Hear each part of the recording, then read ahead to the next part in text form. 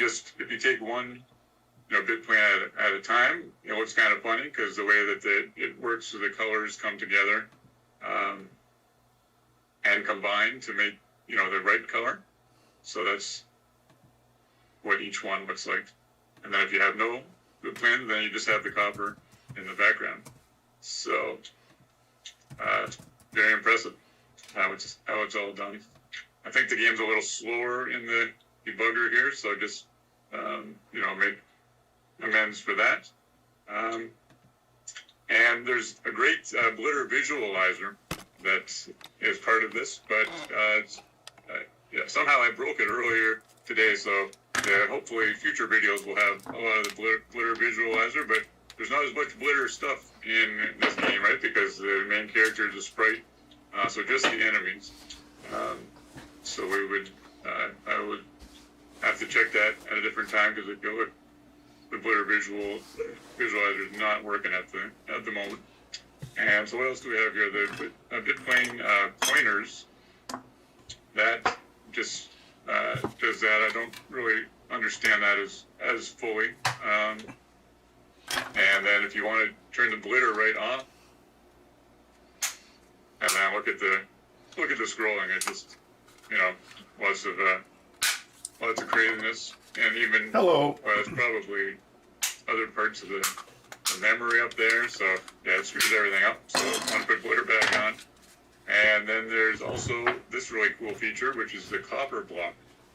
So, oh wow, that's interesting. Okay, how did this work again? I think you have to move this over and hit copper block. Oh yeah, move this right over. Where is it? Oh, here it is. So this blocks the copper and where you drag it to. So let's go to the top. This will be more interesting. Watch this. As you come down, you see that all the color and the copper sky. So the copper is very powerful. Doing all of that right there.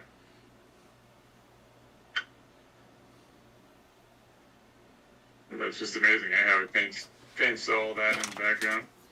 So you're only supposed to have.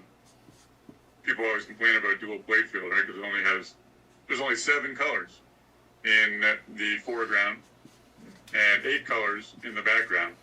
But you would never know it, right? Because I think there's over 100 colors when you add the copper and you change the palette. So yeah, there's so many tricks you can do to make a beautiful, beautiful game. So what else is there here? Let's see. There's also the audio. The audio, it might be my computer, but it's kind of glitchy. So that doesn't sound very good. It's not how it's supposed to sound. But you can go channel by channel and look. So like here is, you take it out. You just do the first channel. Just a second. Nothing there.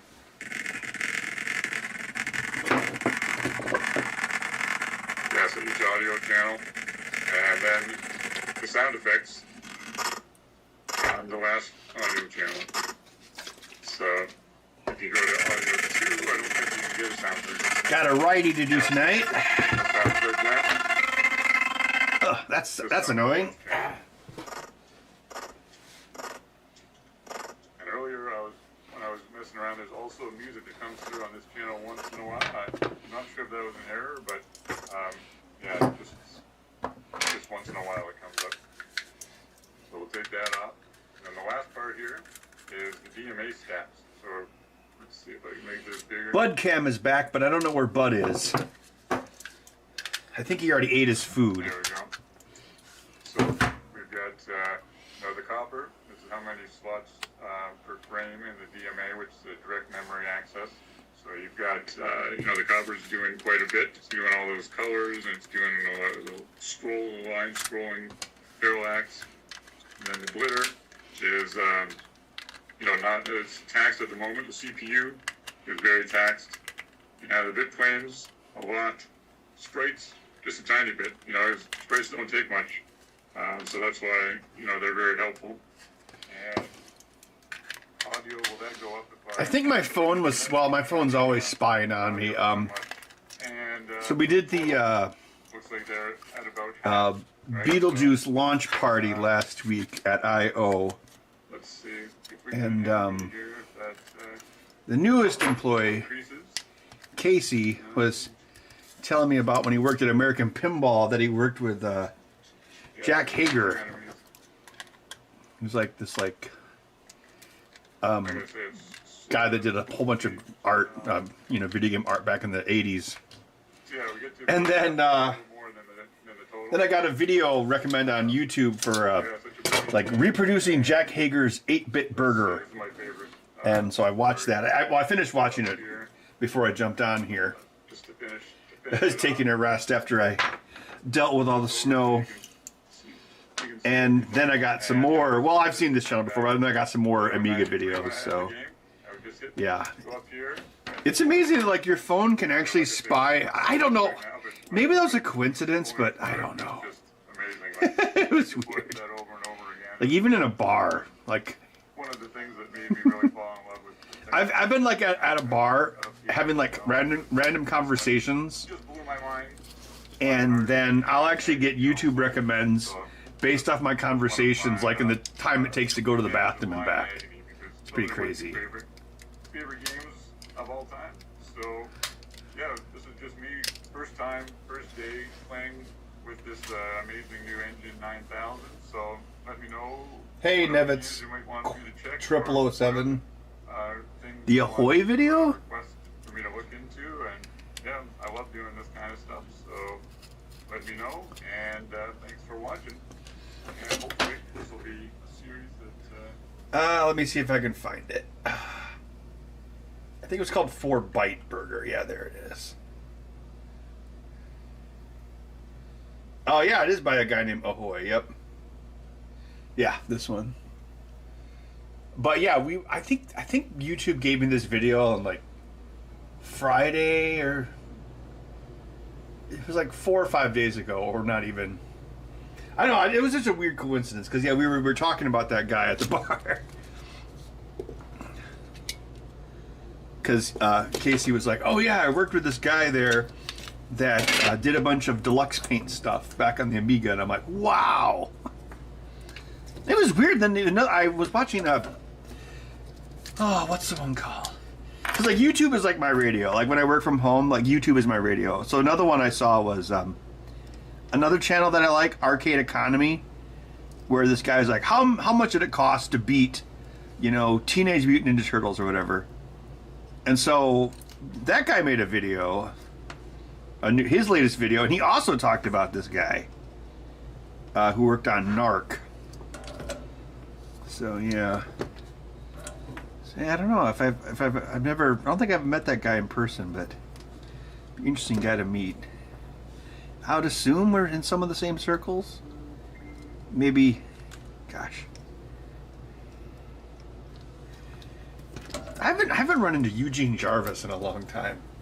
I don't think I've run into him. God, last time I talked to him was at the Stern, one of the Stern parties at whatchamacallit, Pinball Expo. Yeah, it's been a while.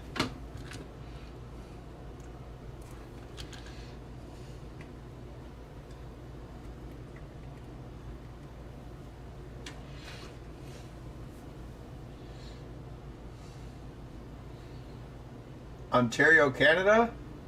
Oh, how's it going? Oh, yep, there's Bud.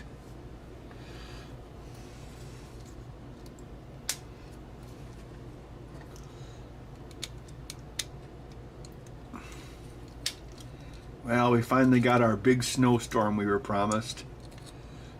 It was actually a decent amount of snow, probably like 10 inches.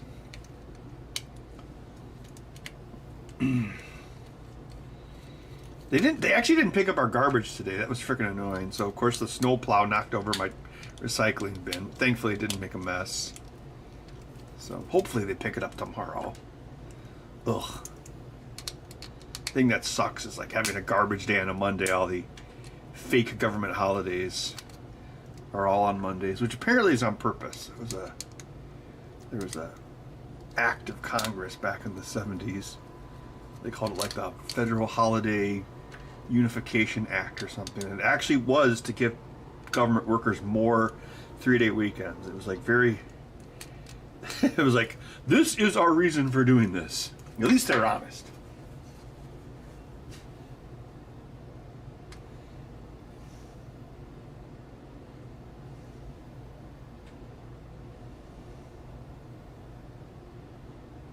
Most of the storm missed you? Oh, that's good.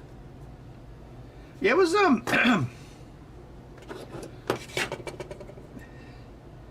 one thing that was good, because you know what happens a lot of times around here in Wisconsin, which isn't part of Canada, despite what people think. Something that kind of sucks around here is you'll have a storm. You'll have like a big snowstorm, and then immediately the temperature will drop. So none of the snow will melt. But actually, it wasn't too cold today. I think it was like 32, which is warm enough for like the roads to melt. So the road out here is actually pretty clear already. That's good.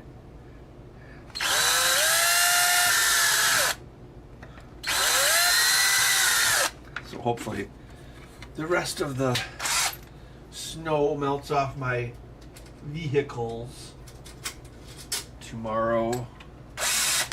It should. The sun should hit my car in the morning.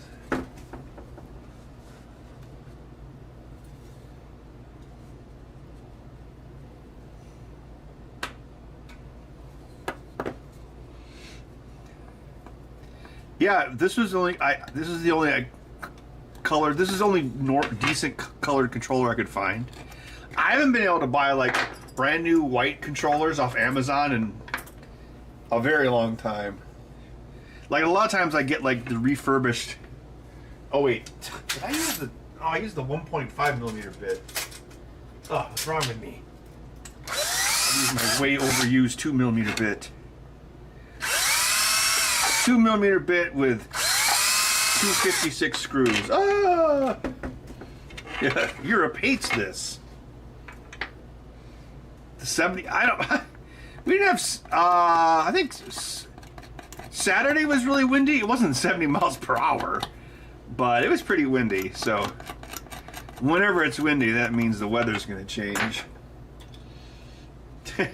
We actually had a day last week where it was 70. So that's Wisconsin for you. You can have 70 one day and snow 2 days later.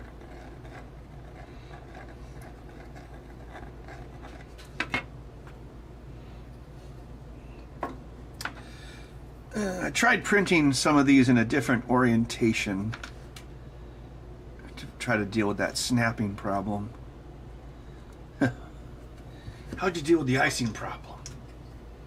Icing problem. Might want to look into it.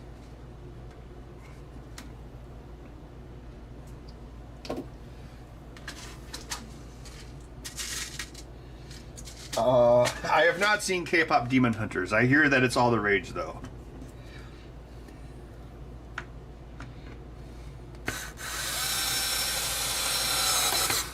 I have not seen any new movies recently. I think the newest movie I saw, I think Nobody 2 I watched. I wanted to see the new Sam Raimi movie, but I just freaking hate going to theaters. It just feels like they don't respect your time. March 20th? Have you wondering what technology would be like if other computer companies had succeeded instead of Microsoft and Apple? Yeah, I don't know. I did actually. I watched the Aaron Sorkin Steve Jobs movie last week. I think that was after the stream. It was kind of interesting.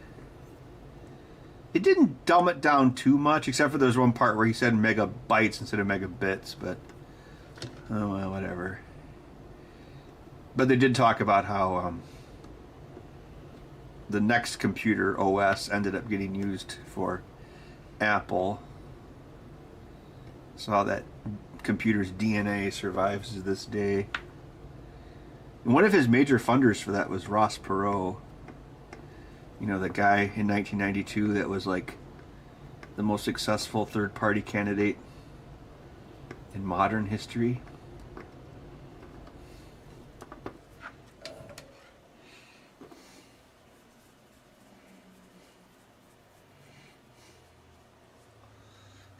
Xena? Well, yeah, Sam Raimi made the Spider-Man movies. Come on.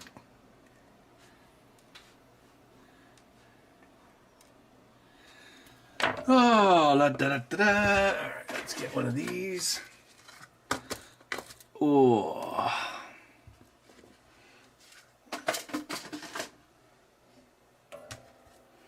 Second Mario movie? Oh, yeah, Mario Galaxy. That's what it was like April, I think. I thought the first one was... I liked it a lot, and it was only 90 minutes long. I don't understand why they make kids' movies that are almost 2 hours long. That's ridiculous. Like Coco. Coco was good, but man, it was long. Remember, I watched that the same day when my buddies got married.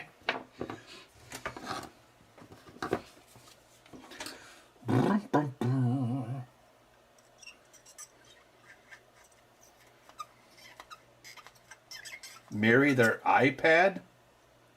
Perot Systems back in the day? Oh, wow.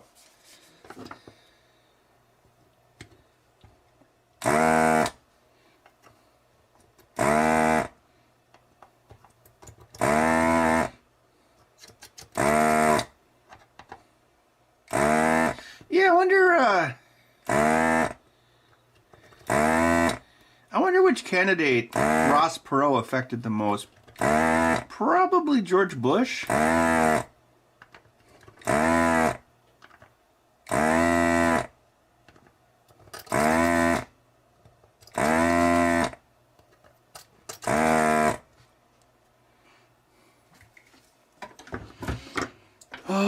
I remember that election because I remember Ross Perot was on TV with all of his pie charts and stuff. You're like, our national debt is $2 trillion. That's insane. Hold my beer. One of these guys.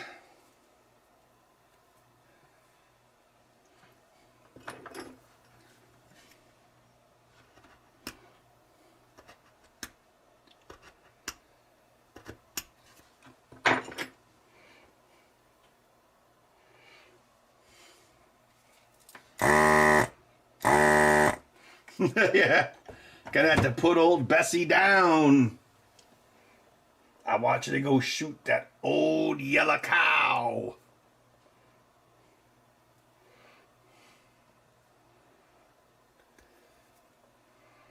Oh God, In Living Color, that's a blast from the past. Yeah, I used to watch that. I remember that was... Yeah, that was... It was on Fox, wasn't it? That's where Jim Carrey came from, and the Wayans brothers, and I think Jennifer Lopez was on there too.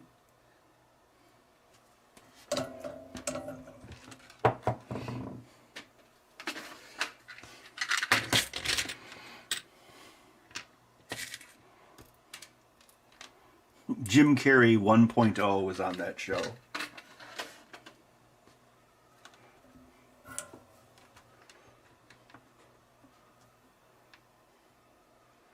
Dell ended up outsourcing my department to the Dell Mexico team. Oh, that sucks.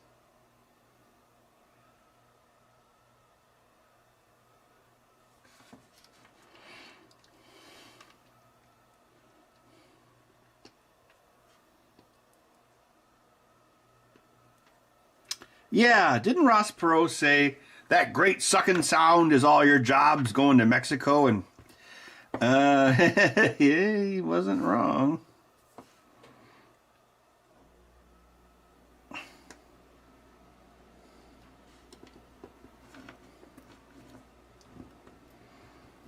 Yeah, they didn't even have car plants in Mexico back then. Now a lot of cars are made in Mexico, and like, well, tons of shit's made in Mexico. If you think about it, like the things they make in Mexico are like things that are kind of larger, because you know how big something is, you know, obviously affects shipping. So, got a bunch of little iPods, you know. Well, think about it. You got like, you know, a box of an iPod, and like think about like. Well, here, let me see where my water heater was made. I bet it was Mexico. In America's heartland, Mexico.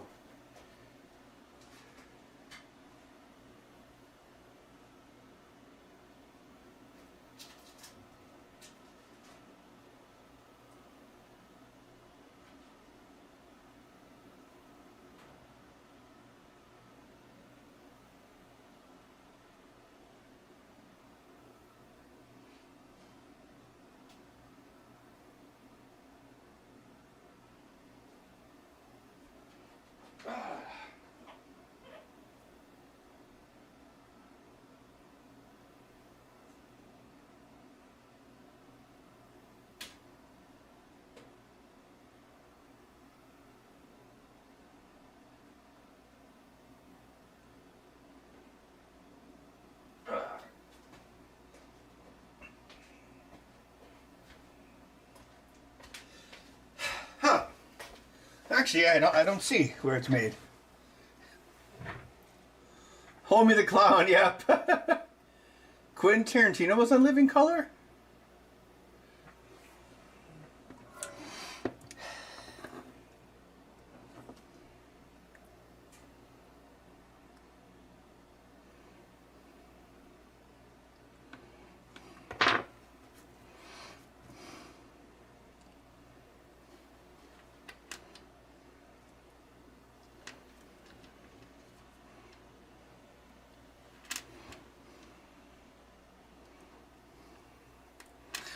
Well, anyway,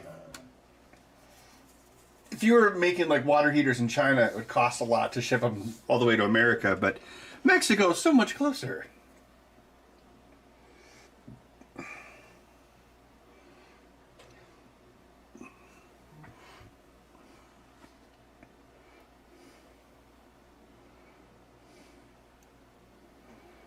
Yeah, you know, I like Jim Carrey on in Living Color, but I'm gonna lose like Gen X points here. But I did not like Ace Ventura. I thought it was so stupid. Although I liked his other movies, like The Mask and Dumb and Dumber, and I actually like Ace Ventura 2 better than the first one. I don't know why. So, oh, so you didn't like the movie, but you went to see the sequel? Well, of course.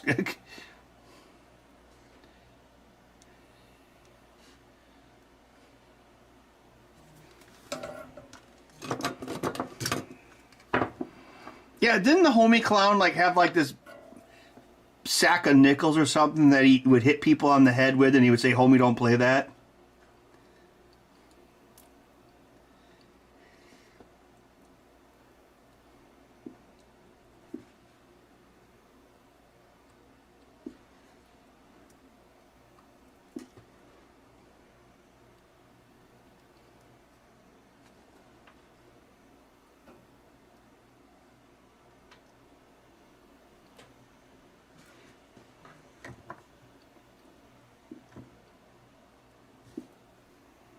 That was a long time ago.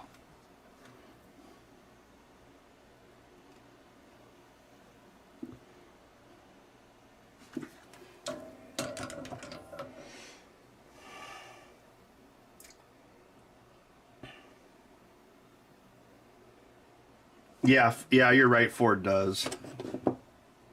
Both of my Fords were made in. Well, actually, no.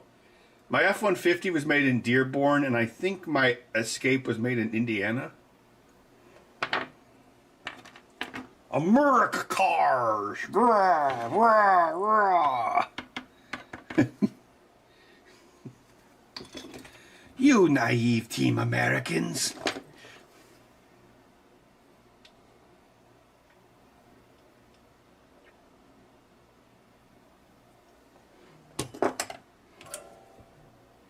Your world is over. in 5 minutes.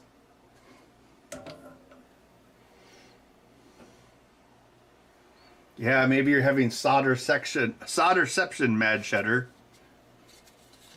Oh man, I had this dream last night. I guess I must be subconsciously. Well, you know what I think it was? I was doing a video. I was working on a video for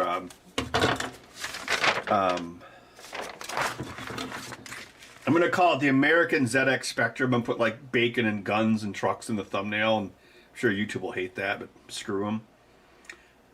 So anyway, I was like looking at this schematic that came with it, which is really cool. And I was like racking my brain to see where they got the 5 volts from. I don't know if they're probably doing it with a Zener diode here. But so I had this dream where like I forgot how like binary or octal worked or something. So I could tell it was like my subconscious being kind of upset that I don't really do a lot of electronics anymore. Like build, like when I would like build 8-bit computers and stuff. I probably built more computers than the 8-bit guy. And yeah, I don't know. I guess I must subconsciously miss doing that kind of work.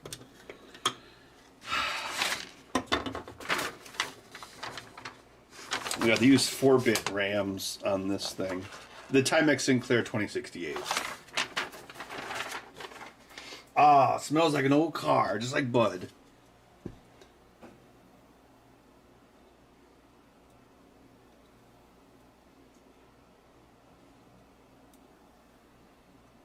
Yeah. You know, I've never seen The Cable Guy. I remember it was like a movie that like everyone, what was it? Ben Stiller was like, he went to movie jail because he made the first unsuccessful Jim Carrey movie. But I've heard in hindsight, it's like really good. It just wasn't like the ass talking Jim Carrey that people wanted at the time. I've never seen it. I'm not really, well, I guess, I was going to say I'm not a big fan of comedy, but I actually went to a lot of comedies back in the 90s.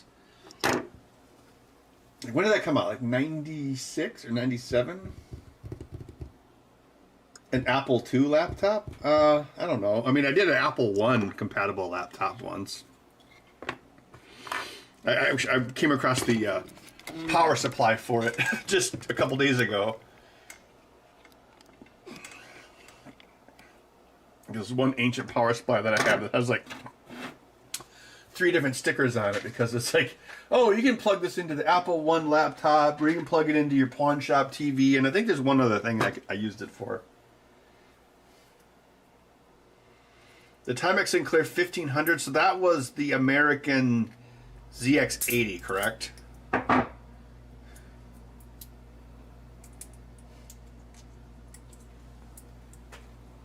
Norbit, I didn't go, I wasn't into like fat Eddie Murphy movies. I had no interest in Disney-fied Eddie Murphy.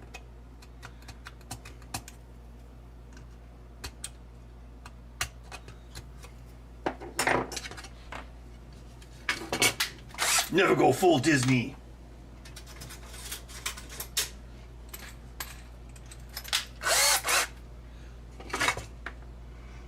Oh, another one I always hear raves for is the Eternal Sunshine one, the one with Kate Winslet. I hear that's like a really good movie.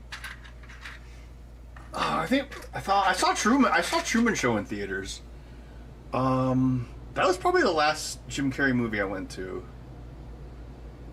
Yeah, I don't think I didn't see like Bruce Almighty or any of that stuff. I don't know. I don't really like Jim Carrey that much, but I've seen a couple of his movies in theaters.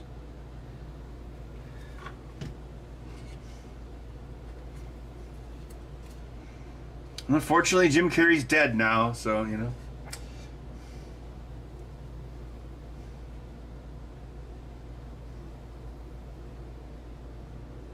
Yeah, I had a Timex Sinclair 2000. We found it like at a rummage sale when I was a kid. I had no idea what it was. I thought it was really weird.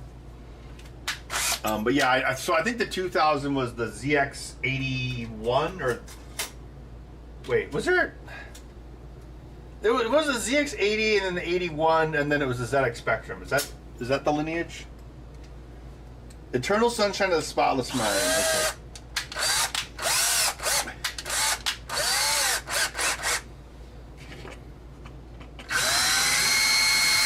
I don't care what anyone says. That person who showed up at that award show, that was not Jim Carrey. It feels like some sort of PSYOP shit test to see if people would actually believe that it's him.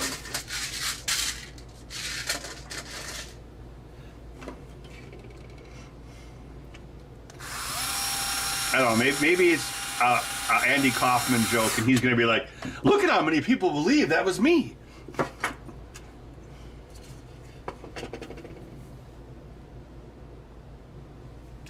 No, Jim Carrey is like super like based. Like he talks very openly about, you know, the kind of things that weren't mainstream up until a few months ago. Let's just put it that way.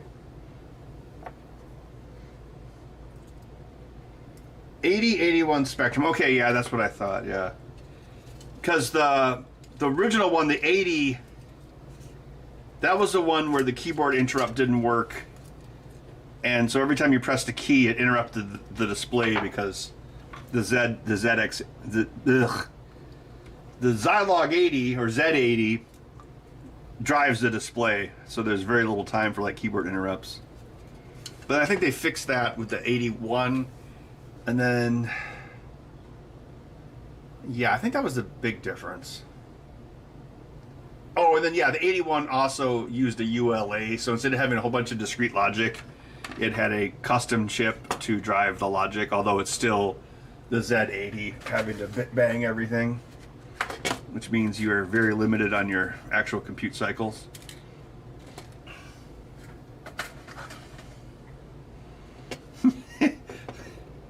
Oh, I've been corrupted by the British. Z80. I've watched too many Techmoan videos. Techmoan.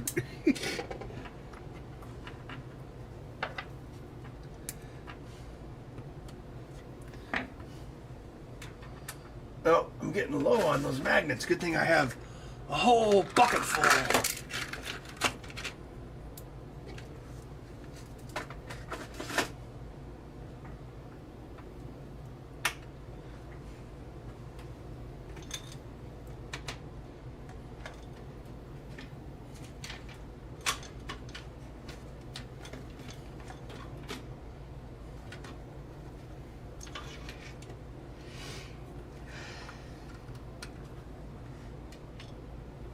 The thing, if you look at like someone like Kenny Rogers, you know, I don't, well, like even Madonna, like even people who have like really bad plastic surgery, they still look like the person. They just look like a plastic surgery version of them. But I'm sorry, that was not Jim Carrey. There are 4 Jim Carreys. Or apparently 2 Jim Carreys. Zilog just flopping in the breeze. Unbelievable. Alright, let's see. Righty. Righty tighty, lefty loosey. Maybe I'll have a few cans of Yingling later on, as is the tradition.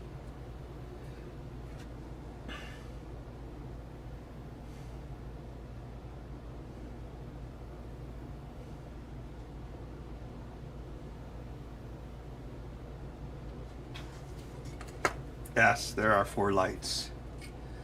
Fortunately, people forget what that episode was about. And now everyone's like, there are 4 lights, there are 5 lights.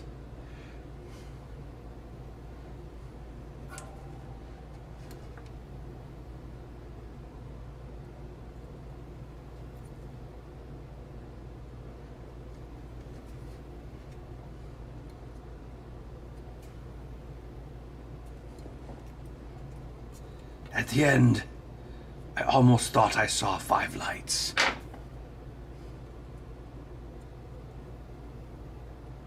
I saw the inner light. Meanwhile, at the Rick and Morty's writer's room, oh, we need an idea for this episode. I've got an idea. What if we ripped off the inner light again? But we've already ripped that off like 8 times. Well, what about 9 times?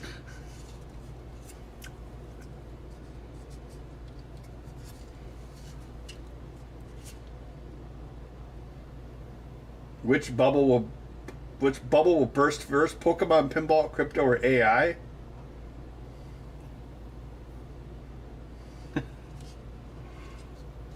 Oh, I saw the Pokemon Pinball at the I.O. party. There was like some Zoomers there playing it. They look like they were having fun. I'm sure that game earns a frickin' fortune.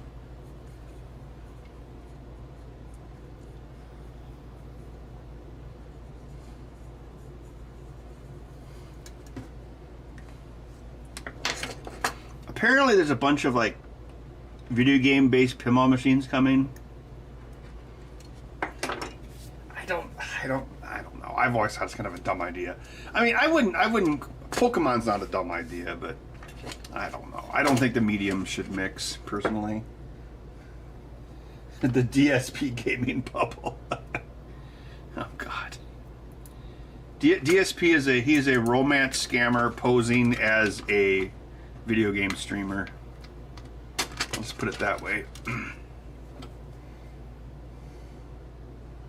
Memory prices went down a few %.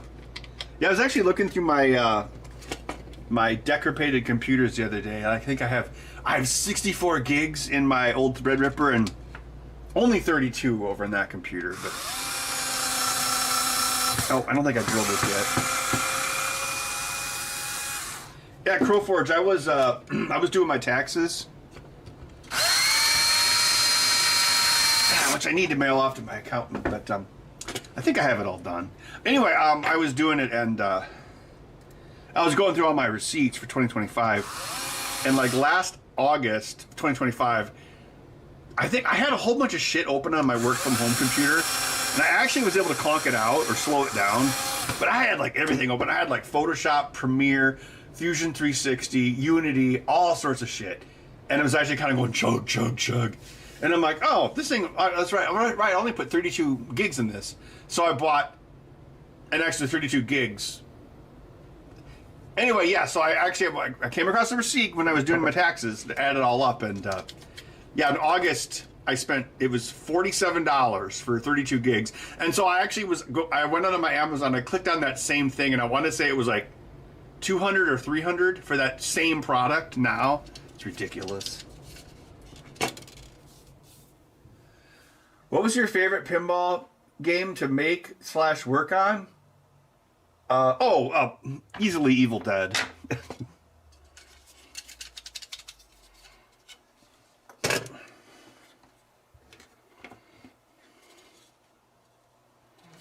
I mean, I got to write. I probably wrote about 70% of the script, so I got to write like, what would that be? Like 110 pages of dialogue for Bruce Campbell. So obviously, it's gonna be hard to top that.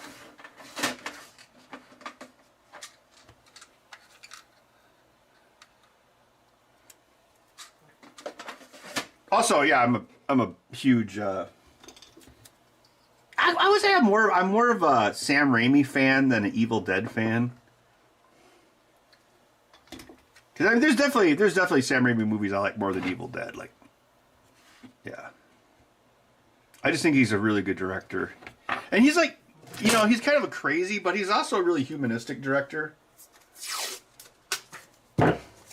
Like Marvel has still not had as humanistic a scene in any of their movies as when like Aunt May cried when Peter wouldn't take a $20 bill. Like actually, and then they make Far From Home and like, oh, and now Spider-Man has his best friend's a billionaire and he gives him free suits. It's kind of come a long way.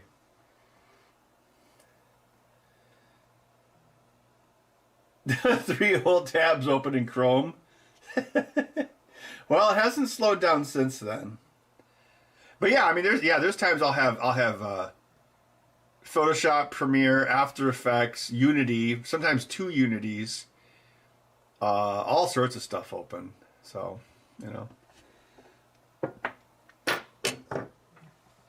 I mean, again, like, up until, 2 months ago, like, why not get 64 gigs of RAM? Oh, you like Evil Dead's your favorite? Cool. I'm glad you like it.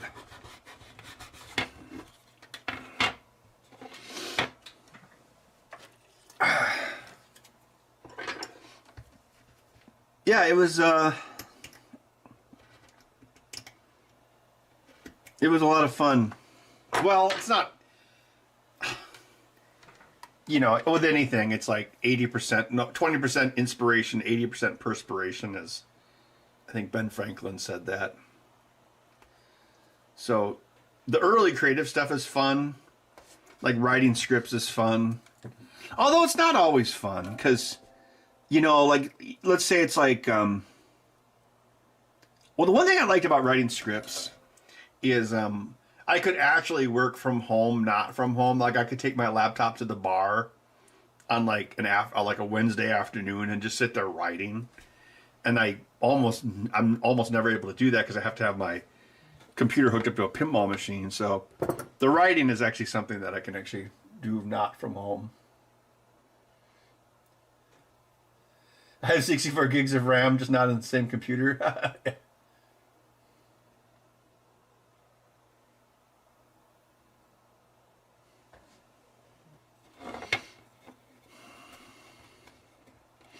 Yeah. Well, obviously, Evil Dead's cool, and there weren't too many. I mean, there were some weird license restrictions, but it wasn't too bad. Like, we couldn't show any humans from the second movie other than Bruce Campbell without additional, like, permissions. Like, everyone was like, oh, why don't you, for extra ball, show the eyeball going in the woman's mouth? And obviously, that's the most obvious thing to show, but we would have had to contact that actress and, like, gotten additional permissions or paid her money. Because what happens usually is when they have a license like that, they'll be, like, pre-approved assets, like, kind of like the Lunchbox license. And unless you spend a lot more money, that's all you get. We also couldn't use the soundtrack from either movie. So there's a couple parts where I had to like actually replace the audio. So like in the pinball machine, the clip where he says, "Who's laughing now?" and he chops off his hand, we actually had Bruce re-record that. And in the script I wrote, "Who's laughing now?" in the style of Evil Dead 2. And he did a pretty good job. But I did know someone online was like, "Oh, why did you replace that?" It's because like there's a ton of music in that section, and again, depending on the license, we didn't get a divorced copy of the movie, so we didn't get a version of the movie without the soundtrack. So anytime there was like soundtrack blaring, we had to remove it or replace audio. Thankfully, there's only a couple spots where we had to do that. That chainsaw part was one, and then the other part was, it's actually in the last mode. I don't think we've released it yet, the final big mode update, but where he saws off his gun, he goes, groovy. So when he says groovy, there's no music, but there's a ton of music leading up to it. So I had to replace all the audio for that. And actually, when he flips his gun, I actually did it using my... Hopefully Corwin doesn't hear this. I did it using my mouth. So I just practiced it a bunch of times. And so then I went like... Because it was 1, 2, 3, 4, 5. And the 5 is when he's moving it back into his shoulder. So I just did it with my mouth, and then I pitch corrected it and did some other stuff to make it sound less human, and that's actually what's in the game.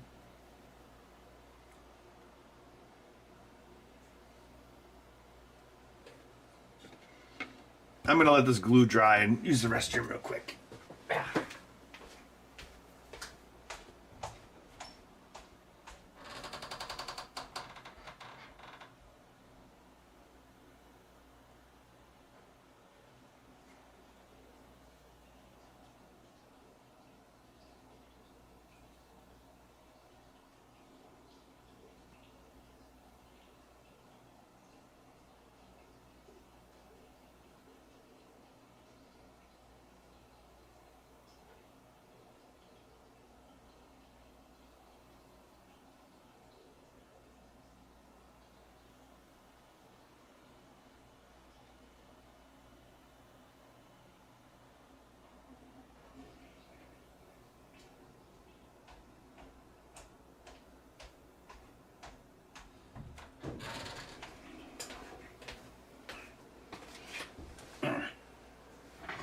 Oh, a clarification. We could show monster versions of other humans from the second movie, but not their human form. So we could show like evil Linda with the makeup, but we couldn't show her without the makeup, even though she doesn't look that much different. It's weird.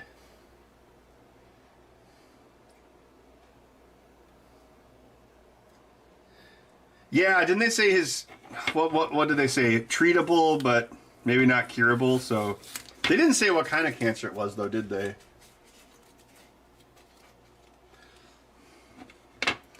God, he's not that old. What kind of world is it where Henry Kissinger lives to be 100, but Bruce Campbell gets cancer at like, what is he, mid-60s? An unjust world, that's what I say. But you know what they said in Last Action Hero?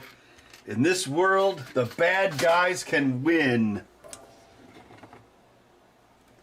A Taylor Swift pinball. I mean, I guess if someone said, Ben, because you remember I'm actually an employee of Spooky Pinball now. So if they're like, Ben, we want you to make a Taylor Swift pinball machine or you're fired. I guess in that case I would do it, but I don't think they would ever make it. I don't. It's not the right market. Well, I think Pokemon works, but I don't. Yeah, Taylor Swift wouldn't work. Because I mean, it is a fairly male skewing hobby. Male Gen X, although younger people are kind of getting into it.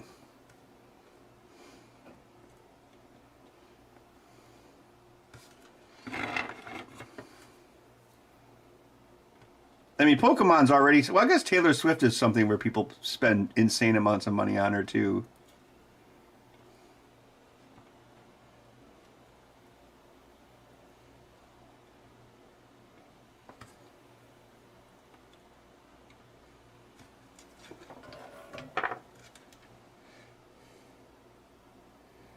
The double rainbow vid.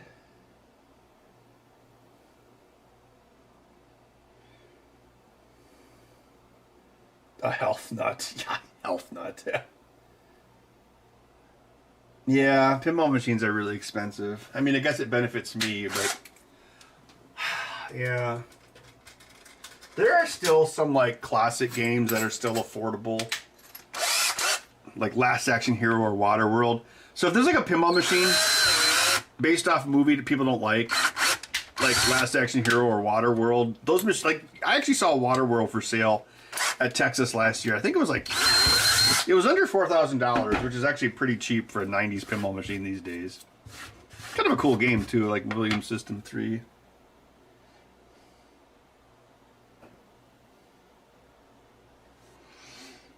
Hey bro, how do I get one-handed controllers accessibility to the PS4?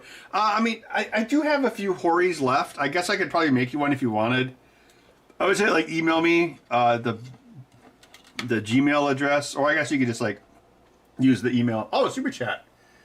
Violation Entertainment. Oh, hold on, scrolling away. Just want to appreciate you guys, Ben and Bud. Your 3D printer video has both enraged and encouraged literally everyone I recommend it to. Please say good day to Bud for us. Cheers. Good day, Bud.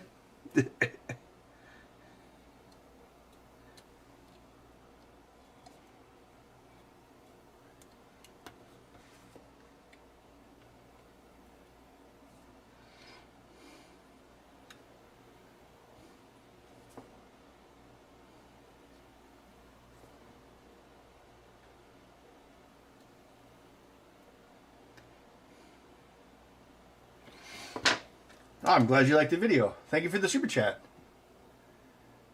Yeah, there was NBA Fast Break. Yeah, it's people actually take those and tear them apart because the same parts that make those can be used to restore games like Medieval Madness or Attack from Mars.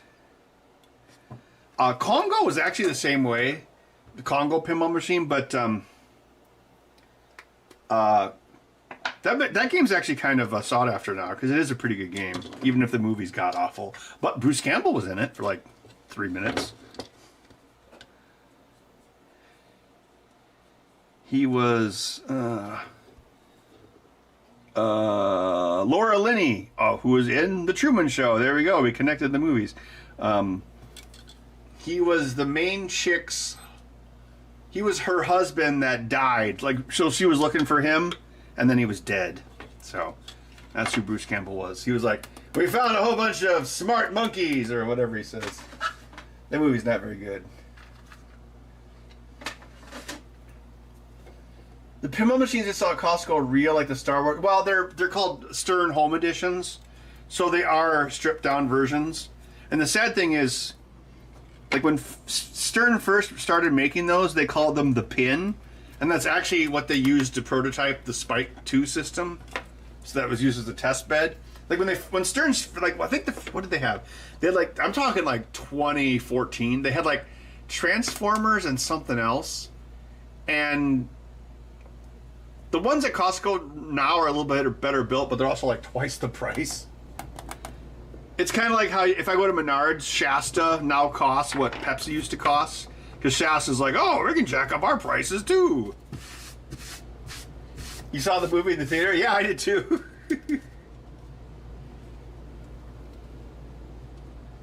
I was actually working. It was in Rochester, Minnesota. One of the producers for Congo is there, because remember, rich people go to Rochester, and I don't know. No, it couldn't have been Kathleen Kennedy, because this person was too much older than Kathleen Kennedy would have been at the time. But yeah.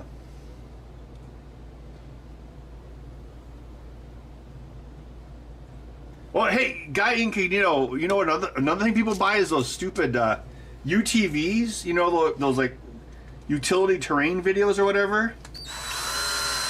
Like, that's like a whole thing that people do now.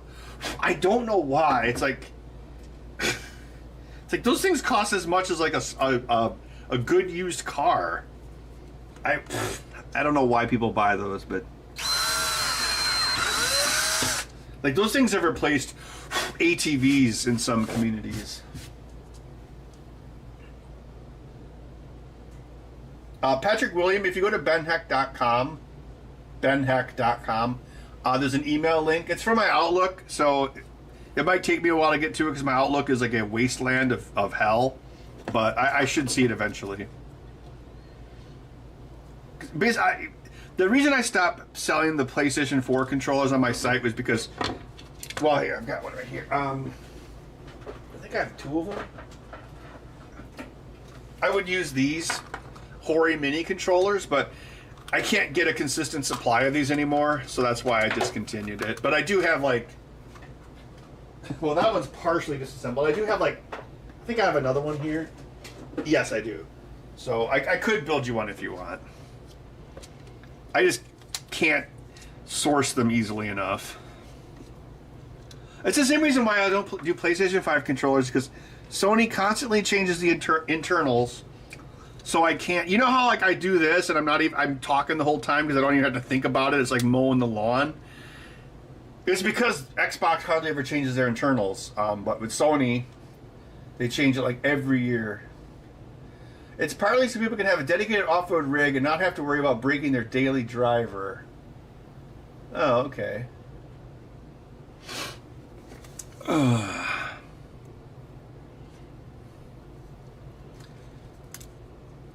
I don't know. I think if people are going to spend $10,000 on a toy, they should buy a pinball machine. Probably holds its value better. Oh, do we have any black ones? No, I don't. Oh, never mind.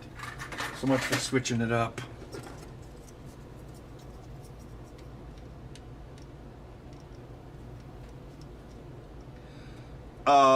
Guy Incognito, when we had our first shop location, like in, what was that, 2010? We were right next to this place called Leisure Coin Arcade. I think it's still there. I don't know. I haven't checked in a while. And they would routinely put whole machines out on the curb. Like, they put a Neo Geo out on the curb once. And so I actually went out there one lunchtime, and like they left a Metal Slug 3 cartridge in it, and the coin door. So I took obviously I took the Metal Slug 3 cartridge, and there's some other parts too. But yeah, they would routinely.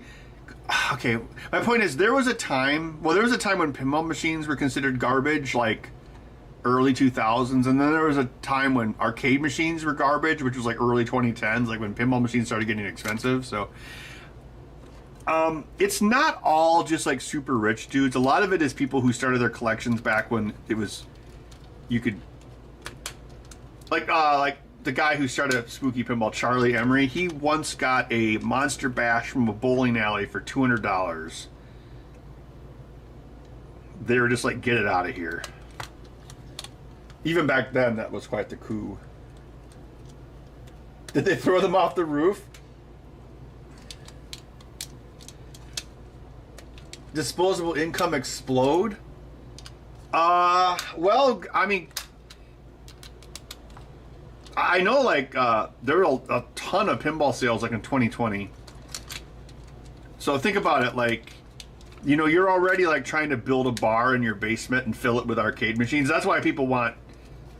That's why they insist there's coin doors, because they want it to be like a, you know, like coin op. So imagine like you're a rich dude and you're already like, oh, I want to relive my arcade days. And then COVID on top of it, so you can't even go anywhere.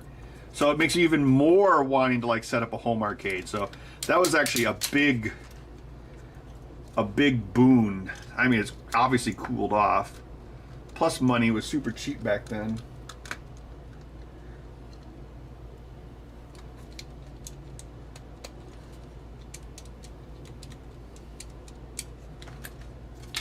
Electrician simulator?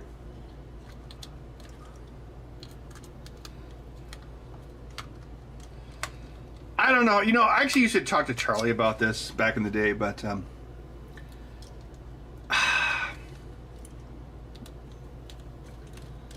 it's like, you know how pinball machines like inflated in price, but the truth of it is, if you can afford a $6,000 toy, you can afford a $10,000 toy. I think that's what it came down to. But I do think companies are kind of getting a little crazy with the prices, although the price of building everything is also shot way up. Not just materials or computers, but labor too. So everyone's like, oh, why does this hamburger cost $9? It's like, well, because everyone working there went from $11 an hour to $16 an hour in the course of like 2 years. So there you go. Coin op desert bus. Nice.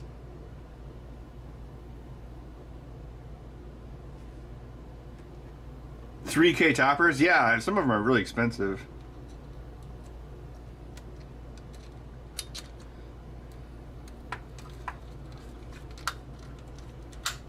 Thing is, you can make cool toppers and not charge $3K, and you can still make money out of it. I mean, that's what, you know, that's what Spooky does.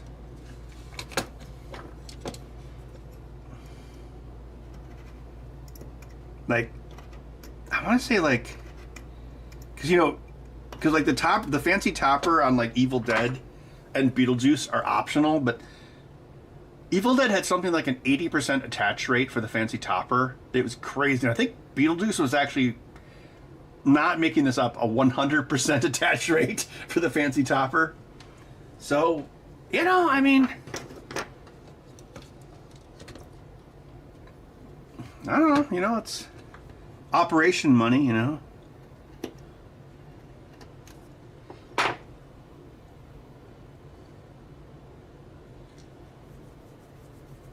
Is pinball still popular in 10 years? I don't know. I'm kind of surprised this lasted this long. Okay, we don't do this yet. Right, we gotta do this. So I've still only ever found one Xbox controller with that new PCB. And I'm glad of that.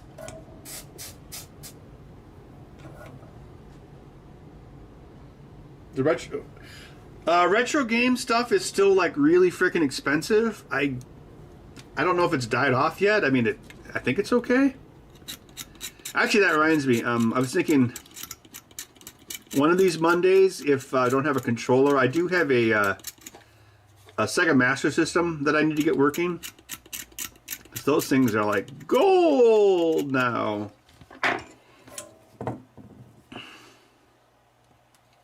Those things are like $200 loose now. It's crazy.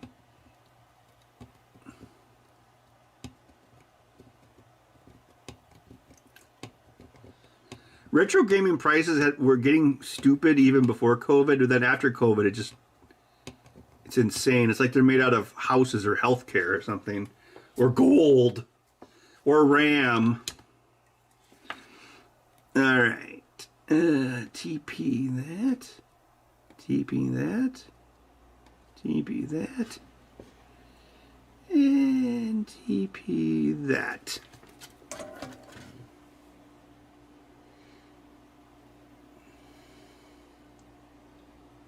I think you're right, guys. I mean, that stuff was just stupid. I mean, for all we know, that was money laundering, just like fine art.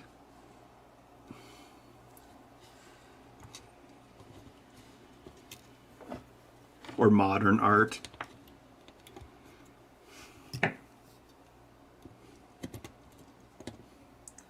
Oh, I want to move a whole bunch of money into a bank account of some artist or something. It's like, oh, well, let's just say this painting's worth $50 million. Oh, really? It's worth $50 million, huh? Well, I guess if I move $50 million, no one will question it because you said the painting was worth $50 million.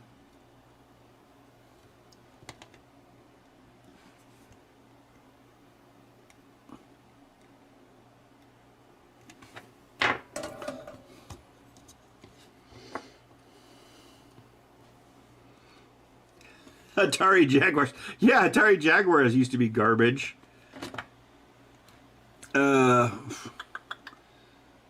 Right. Oh, crap. I'm thinking about it. It's breaking my... Oh. Don't think, Ben. Just solder.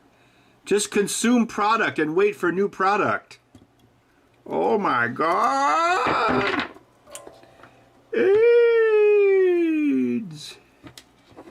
Wow, Rich, you hung on to that AIDS longer than Magic Johnson. That's still the best joke ever on YouTube.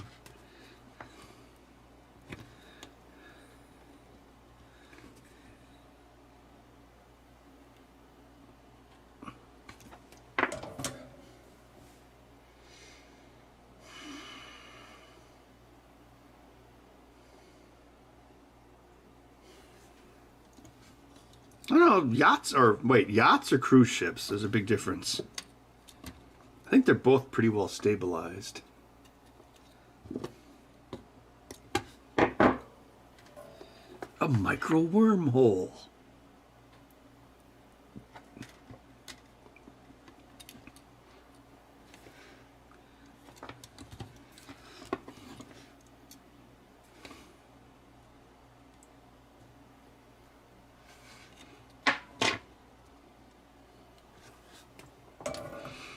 Hey, the Atari Jaguar port of Doom was very important because that was the port of Doom from which all other ports of Doom were derived. Because I think it's because... Correct me if I'm wrong. I think it's because... Well, John Carmack did it himself. And it's like... I think it was like he kind of turned Doom into like kind of like a standard C code. Or... It's like he reprogrammed it, and then that was able to be used as a standard because it was like it kind of made it multi-platform or something. I don't. I sound like I don't. Someone should correct me. But for whatever reason, that was like the source Doom from which all other Dooms were derived.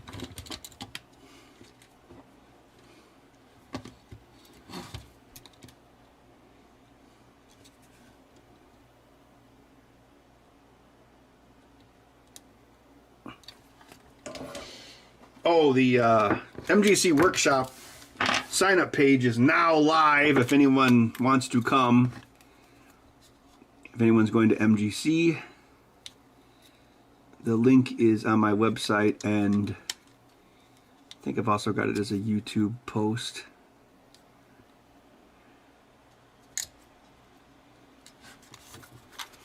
I think I don't know. I'm not sure if I'm gonna continue my annual trips to MGC. It's just been a long time of doing it, like probably almost like 20 straight years at this point. So I don't know. Doom for the Bendix G15. Yeah, I'm sure that's possible. Oh, guys, you guys can probably see this up close better than I can.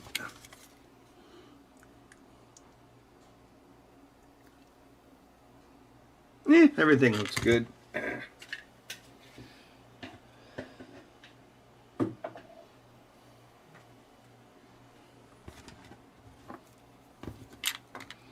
Yeah, MGC started as JagFest, remember? It was like a Jaguar meetup club.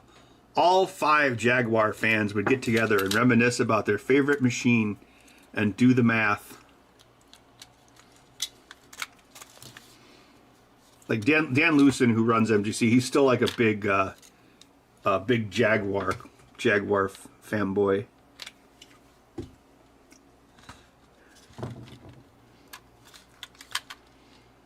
You know, I should ask him why he's a Jaguar fanboy. I know there were some good games on it, but the system was kind of a mess.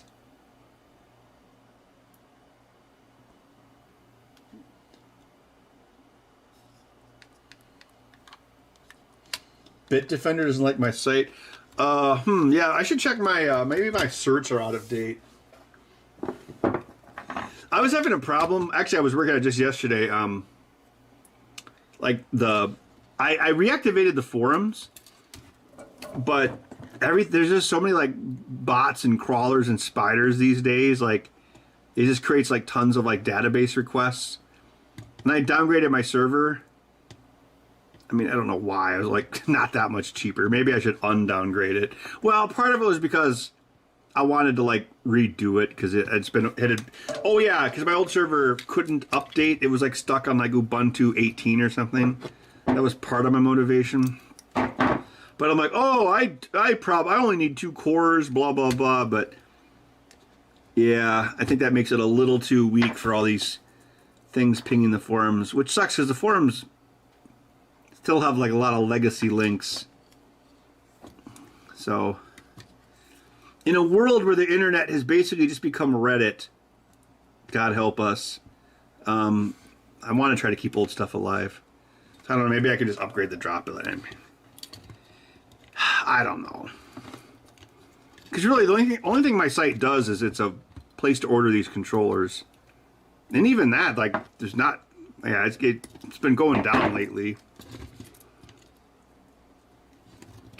So it's like, I don't know, it's kind of hard to justify. I mean, back in the day when the forums were super active, obviously it was easy to justify, but not really anymore. But I'll see if I can reactivate them. See, the problem is, like, I can leave the forums active, but all the crawlers and whatnot just take up so many queries that it bogs down the main site. So, and ultimately, you know, if people buy controllers, that helps people, and also I make money off of it, so being able to like sell things on the site is more important to me than keeping the forums open. But yeah, I don't know. Maybe I'll get them back up. Yeah, the controller was pretty awful. I would contend that the Dreamcast controller was pretty awful and also contributed to its failure as well. It's like or like with a Jaguar, like a number pad and what was that, 93? I mean, that was so obsolete. It just made it look old. It's like, what is this, a friggin' ColecoVision? Oh, I better put this overlay on my controller so I know what buttons to push. Ugh. Oh, I can select a different Doom weapon.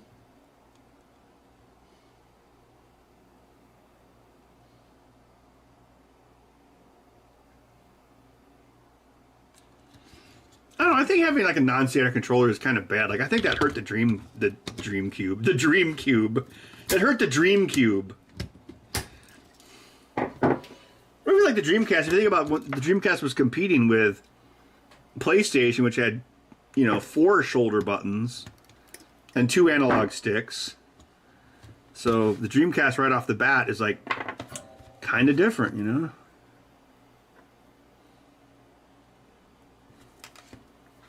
Now everything has, you know, 4 shoulder buttons. It's the de facto standard.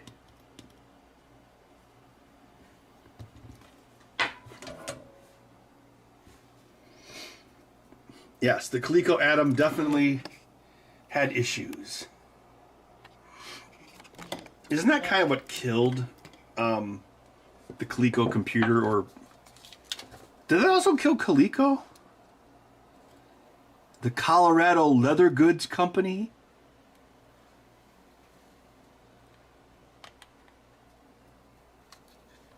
Hey, speaking of that, who here knows what Sega was short for? It's kind of like Coleco, where it's like, it's kind of like a portmanteau of different words. Not Natalie Portman's toe, a portmanteau. Like motel as a portmanteau. Motor hotel. Spam is a portmanteau. Spiced ham. Whereas laser is an acronym.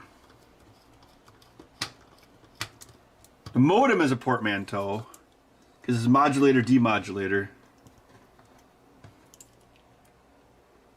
But radar is an acronym because radar is radio amplitude, distance, and ranging, I believe.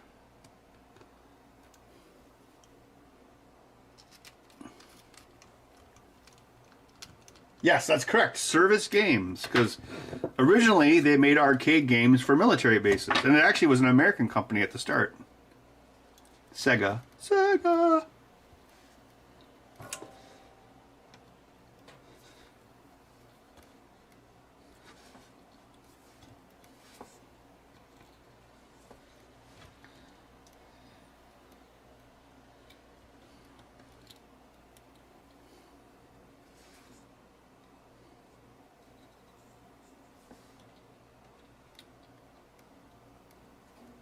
Yep, service games.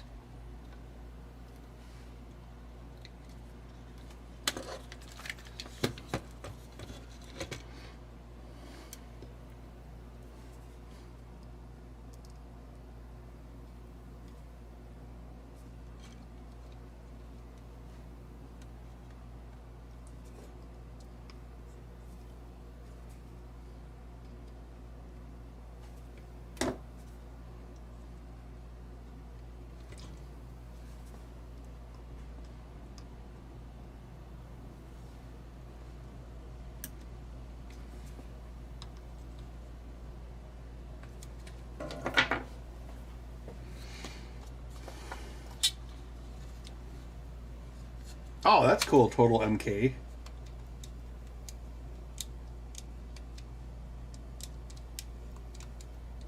Oh yeah, Ball Aerospace. Yeah, I've seen that. Well, yeah, they make glass for all sorts of stuff.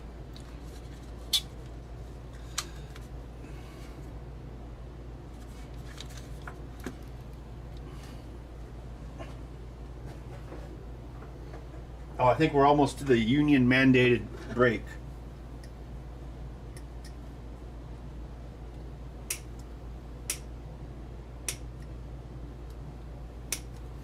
Income tax on millionaires? Yeah, you know what? Yeah.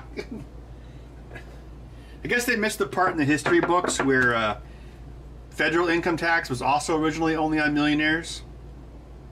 Although I do think it's cute how all the politicians who talked about the 1% and millionaires 14 years ago are now only talking about billionaires.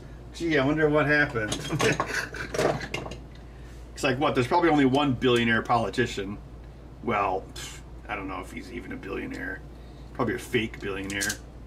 But there's a lot of millionaire politicians, and all of a sudden, all the politicians are like, well, you know, millionaires are cool.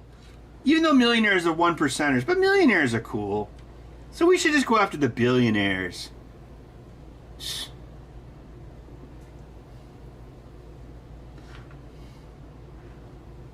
But yeah, because Washington State didn't have any income tax.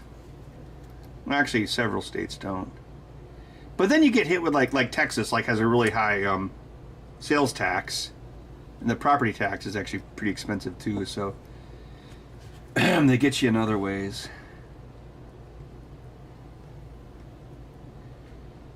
Like I've seen this thing like states talking about like they even talk about here in Wisconsin like because they jacked up property taxes, of course, to pay for schools because there's always schools, even though there's fewer kids than ever, and our schools are worse than ever. And so even there, because I think Florida was talking about it too. We're like, well, what if we got rid of property taxes? Like, how would that even work? Like, how would you make up for that? Because property tax has to be like I pay more in property tax than I pay in Wisconsin income tax. Yeah, I do. So I don't know how you'd ever make up for that. Bernie's 3 houses. Hey, Henry, Bernie only had 2 houses back before Hillary paid off his bribe for 2016.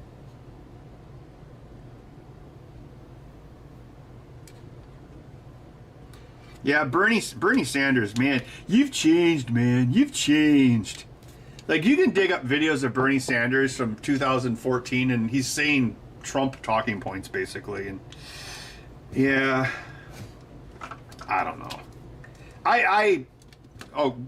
Might want to flag this, YouTube. I 100% believe that the 2016 DNC nomination was stolen. I do not believe Hillary Clinton won that primary. And Bernie just rolled over and took it. I mean, Trump fought at least, whether or not it was justified. I mean, Bernie was just like, oh, I give up.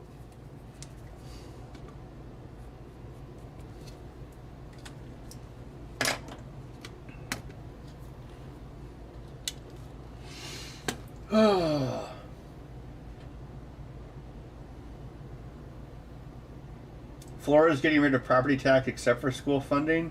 I mean, like when I get my property tax, when I get my first bill, there's a pie chart on the back, and it's 50% for schools. So I'd take that because that would cut my property tax in half, and for something I don't even use. And again, there's fewer kids than ever, so it's going to be harder to justify putting more money into schools when our schools are doing worse than ever and we have fewer kids than ever. You two can be an American president, yeah. Well, yeah. The super delegates can override the democracy. Funny how that works.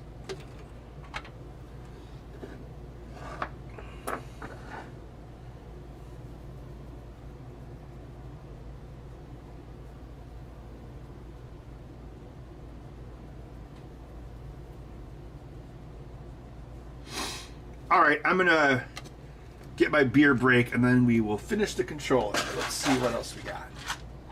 So we need the one with the, I think we got some with holes in it, don't we? Well, I hope we do. There's one. Let's do, actually, oh, I think these were printed on the Voron. Yeah. I'm still trying to dial in the first layer. I'm having a lot of first layer issues on the Voron. But other than that, it seems to be working. Okay. Oh, wait. We need these. This, because I'm out of Hall Effect. And also, I don't know. The Hall Effects were kind of drifty. It's like, it's like they come pre-drifted.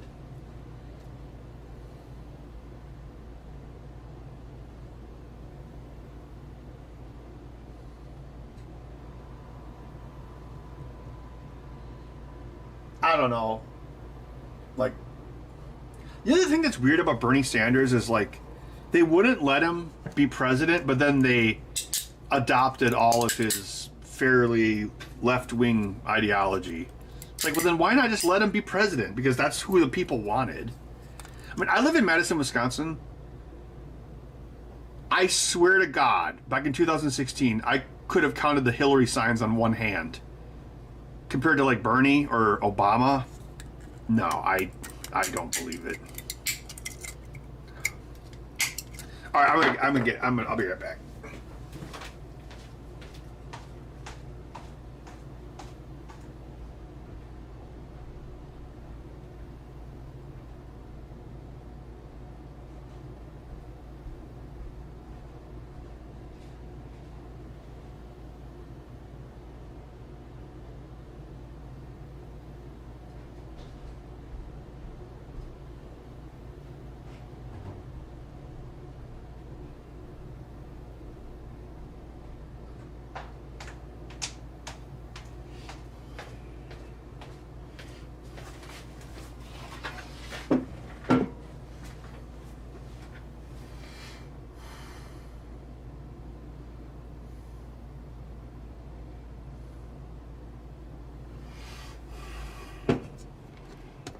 Why will the millionaire's tax affect farm income?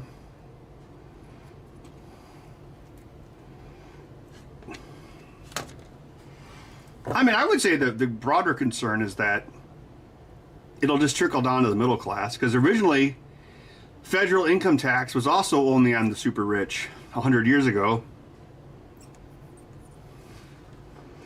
That's the same reason why I'm against a wealth tax. Well, first of all, I mean, well, there's a lot of reasons I'm against it, but everything trickles down, because the dirty little secret is there aren't very many millionaires or billionaires. I think that's gonna be the big push when, like in 2028, Gavin Newsom's big push, because he will run and he will win. His big push is going to be a big billionaire tax to save Social Security, but there's not that many billionaires. And the thing is, the billionaires can move. That's the problem. They can afford to move, and if all the money moves, you end up with Detroit.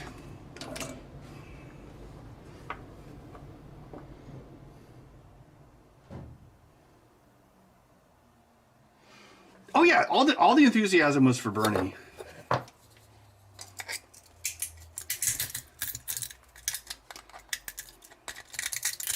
I mean,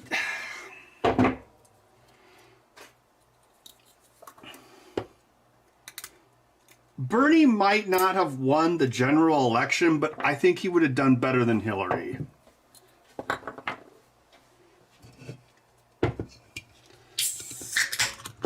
The thing is, people like to talk about, like, oh, 50.1% or whatever Trump won by in 2016, but his electoral college victory, which is the only thing that matters, was actually pretty. I mean, it wasn't as big as the second time, but it was. It wasn't like it was a close call. Like, he beat Hillary pretty soundly. So I definitely think Bernie would have done better. Let's see here.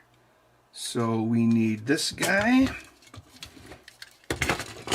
Oh, here we go.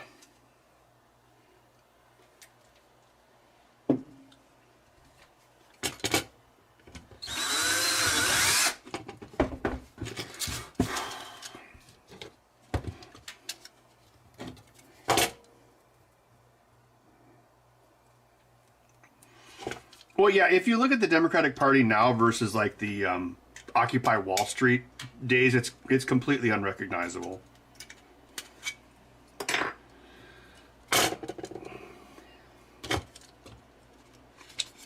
Because now they're totally okay with millionaires because they're all millionaires, but now they only hate billionaires, and there aren't enough billionaires to solve our problems, not by a long shot. You could take every cent and we would still have $29 trillion in debt.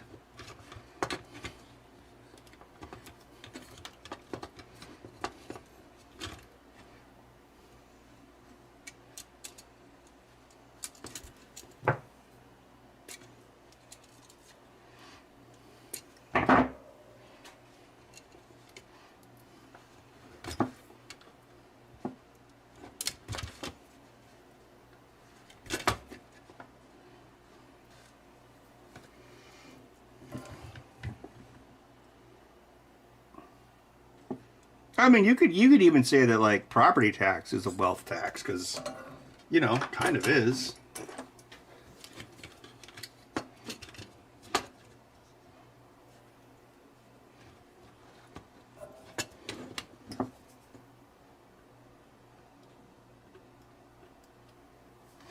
Although, at least where I live, like my property taxes, they're more based on like, how does it work?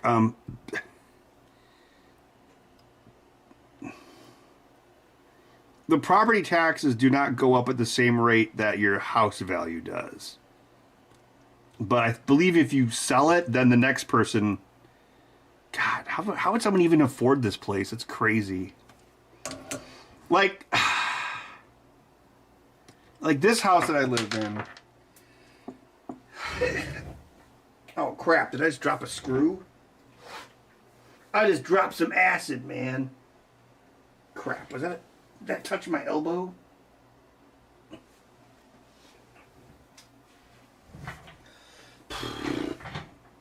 Like, oh, I shouldn't. I'm probably jinxing myself. Like, the property taxes here have not gone up remotely as much as the house value. So I know they kind of scale that. But the thing is, you know, if I sell this place and rage quit to the country, like the next person's not only are they going to have a super expensive mortgage and a house that costs twice as much, but they're probably going to have higher property taxes too. It's crazy. Like I see that, like looking for land, it's like, oh, here's some land for $80,000, right? And then you look at the tax history, and it's like, oh, last tax assessed value was $25,000, and the tax is like $600 a year. But as soon as you buy that, boom, now it's worth whatever you paid for it, because that's how capitalism works. And yeah, so your tax rate is going to be double what the legacy tax rate was.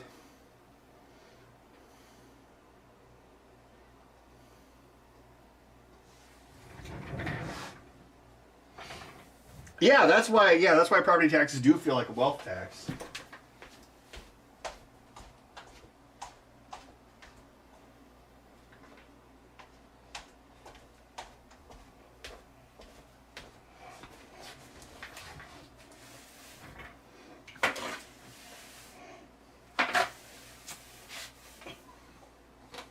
I found the screw by sweeping briefly.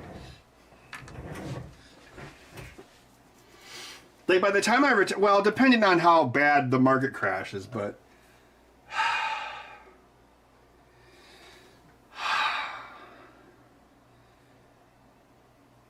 I remember, yeah, when I got this, I want to say the property taxes were like,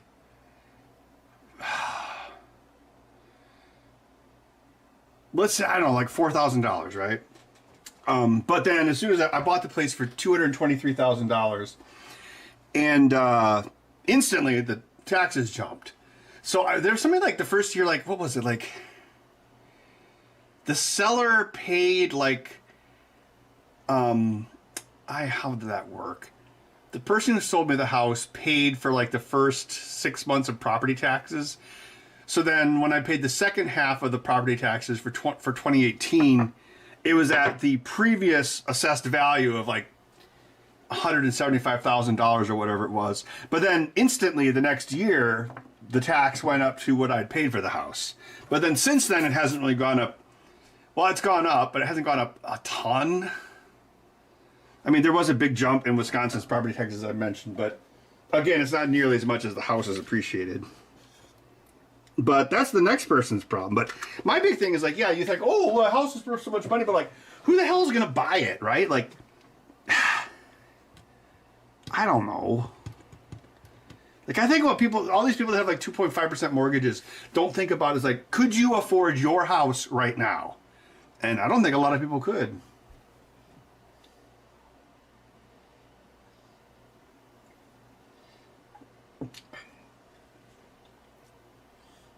Yeah, I agree, David. There's not enough rich people. Yeah, it's like, oh, don't you remember the whole 1% thing? And now you just want to hit the billionaires, so it's even less than 1%. Then they're already paying like half the taxes. So, how much more blood do you think you can get out of that stone? So my thing is, Yeah, I don't know. I'd like to like get some land and like build a cabin or something so I could have like someplace cheap to retire. So I don't know how my like where I live right now, everyone on my street is either my age or 35 to 50 or like 85. That's probably why I see more kids every trick or treat season, because the old people are dying and young people are moving in. But I don't even know how the old people afford to live around here because of property. Well, all right, yeah, David, you wouldn't think the property taxes are high, but the rest of Wisconsin would be like, holy shit, you pay that much? Versus my mom. My mom is retired. She lives in a little town, and she complained when her property taxes jumped up to $1,500. Like, oh, no, not $1,500. But her house isn't worth jack shit either.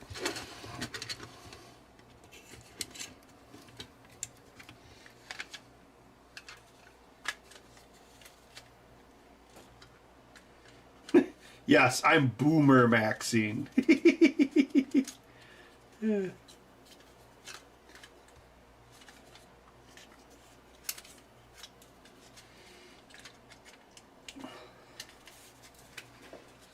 Oh yeah, my mom called me out of the blue yesterday. I hate when my mom calls me because I always like wonder, oh, who's dead? But nobody was dead.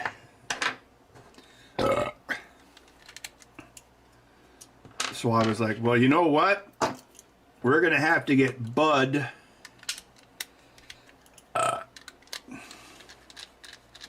Well, you know where the whole truck thing started? I think I was like visiting my family. I want to say it was like last year for Memorial Day or something. I think it was Memorial Day. Yeah, that sounds right.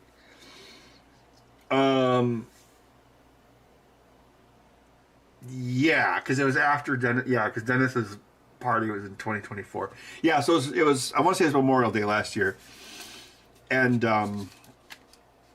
my uncle Dennis had this camper that he wanted to get rid of, and I think he had it at my uncle Bud's shed or something. So anyway, but also for some reason Dennis doesn't like me. I mean, I don't know. I guess there's a lot of reasons to not like me, but I don't know why. Like, so anyway, I was like, oh, so he's gonna just give that to anybody? So I asked Mom, I'm like, hey, you should call up Dennis and ask him what the deal is with that camper. And so she calls him up, and she's like, oh, so you're gonna give away your camper, right? And she's like, so can you give it away to any family member? And I'm like, oh my God, yeah, he really doesn't like me for some reason. But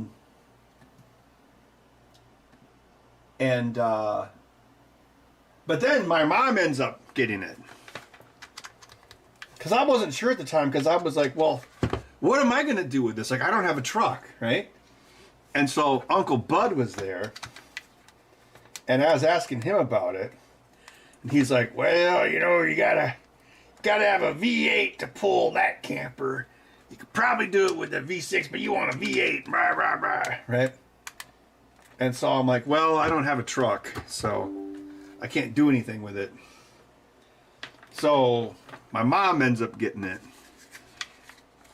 And so then my cousin, I think it was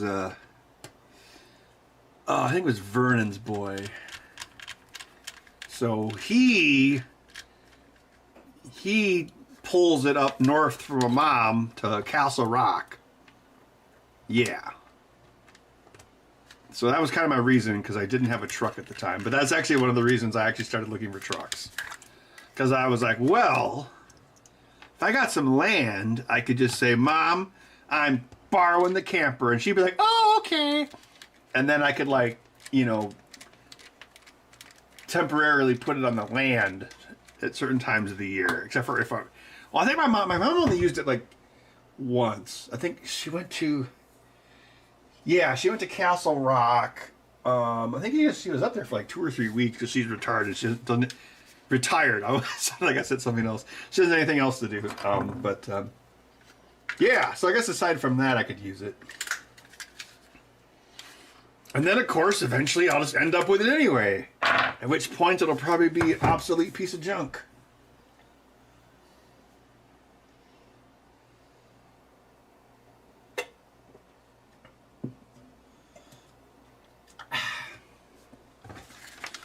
All right, looks like everything checked out.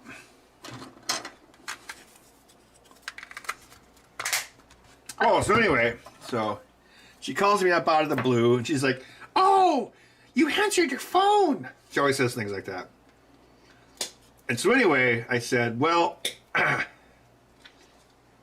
what we should do this summer is Uncle Bud should teach me how to tow things, because I don't know anything about that. I can't even back up a boat. I suck. So, and she was like, "Oh, Bud would love that." So I guess that's what we'll do. So I'm sure, well, hopefully Bud lives that long. I'm sure, like, we'll take a trip up to Castle Rock and he can tell me what to do. Because, of course, I haven't read the instruction book on my truck at all. Of course I haven't. There's, like, some sort of menu thing on the screen where, like, you can change towing profiles or something, but, of course, I haven't even read it, how it works. I didn't even read the manual.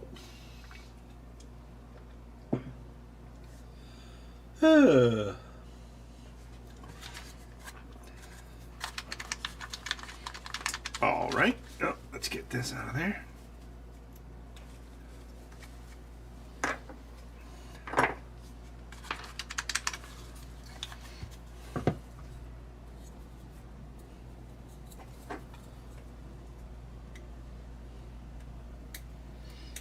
Towing, you have to steer the opposite way you want to go. Well, you mean when you're backing up, right?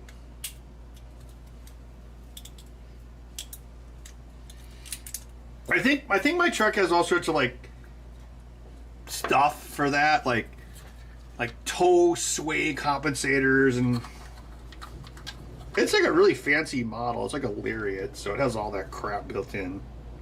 And it's got the 4-pin and the 7-pin plugs. I think hers is just a 4-pin, but yeah, I guess that's some sort of man thing I should learn how to do, because I do not know how to do that. I've never even tried. I mean, I've pulled boats before, but that's about it.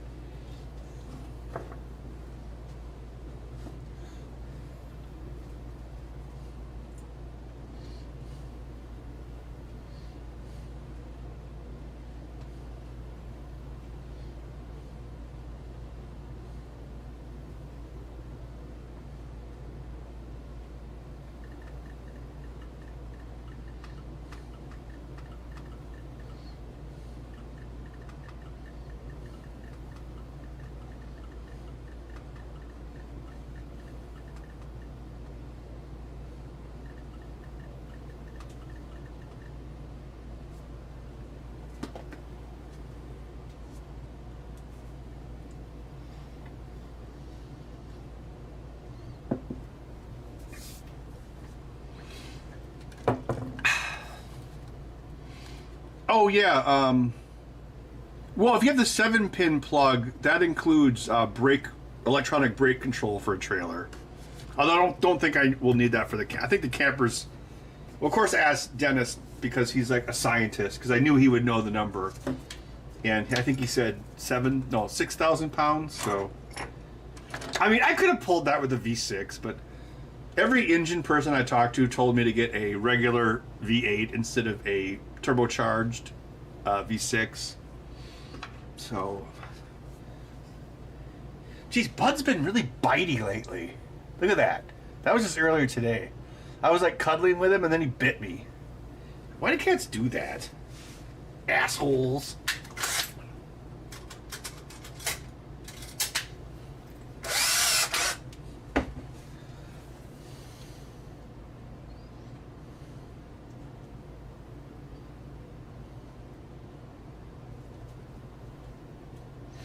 Yeah, I don't know. Maybe I think it was like a 2006 Piper Cub. No, Piper Cub's a plane. A 2006 Cadet Club. Yeah. It's just a single axle, I believe.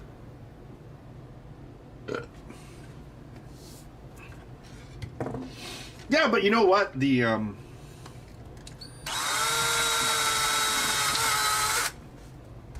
That V8 actually only has like 140 more horsepower than my Escape.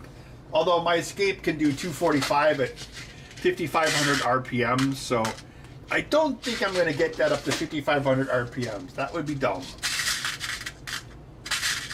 I did notice, like, when I did take one road trip with my truck, I drove to Spooky once, and aside from the horrible gas mileage, I did notice that like the RPMs never got very high, even at like 80 miles per hour. I think it was like 1900, which I guess makes sense because of the displacement. It's a 5 liter. It's a 5 liter Coyote V8.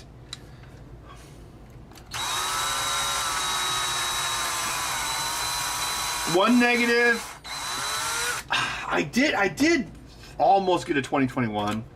But then that was actually a recall on that. But it's a 6-speed, not a 10-speed, so that's a negative for fuel economy. Although there is an indicator that shows you exactly what gear you're in. That's kind of cool.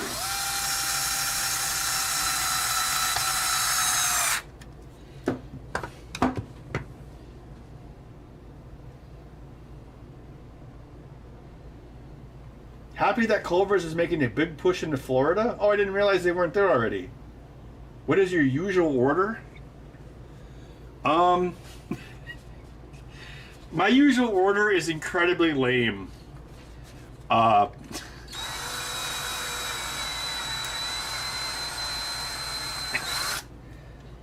only thing, I always get a single Butterburger value basket with ketchup and mustard and no cheese.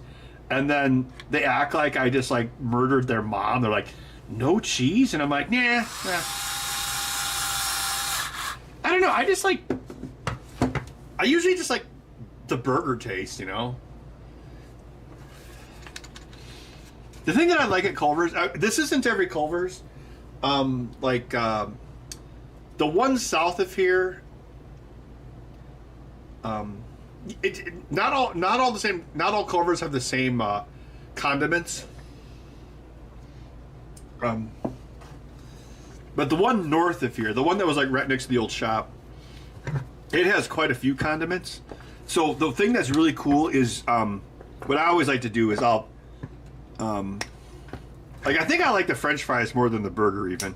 So I will get there's obviously you get the French fries in the basket, and so what you do is you use the ketchup and you pump the ketchup into the cup, and then they have mayonnaise and malt vinegar packets. So you put the mayonnaise on top of the ketchup, which is like really good, and then you obviously sprinkle the fries with malt vinegar. And some Culver's used to even have mayonnaise pumps. Maybe they don't anymore because like mayonnaise is expensive now, like everything else. But yeah.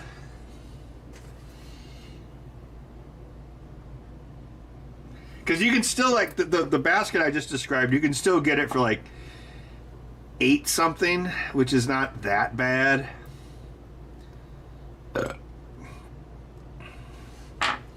Oh, a super chat from Taiwan Brown.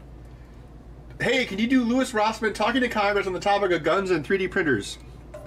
Sure. Hey, everybody. I'm Louis Rossman. I'm not remotely black-pilled enough. So that's why I'm going to talk to you about this legislation. I think that we're going to be able to vote our way out of this. Real cute, huh? Also, like everyone else on YouTube, I will talk about all of these laws, but never mention a certain conspiracy, because I don't want to be called crazy, even though it's obviously real. So that's why, even though you're all bought and paid for by corporations who are the ones actually behind these bans, because for every ghost gun printed, there are 10,000 Mandalorian helmets printed. So that's why you should do my bill. And if you don't pass my bill, I'll make a very, very sternly written YouTube video about it. Then I'll complain about New York while moving to the New York of Texas. And then I'll complain about that too. Actually, you know what? I did see a news article like UW-Madison is actually kind of pushing back against flock cameras. So that's good.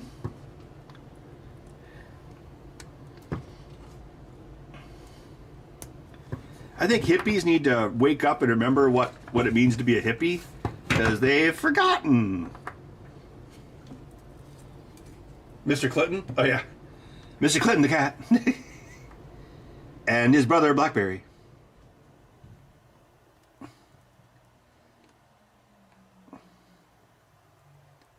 Does he even do, like, soldering videos anymore, or does he just, like, complain about flock cameras?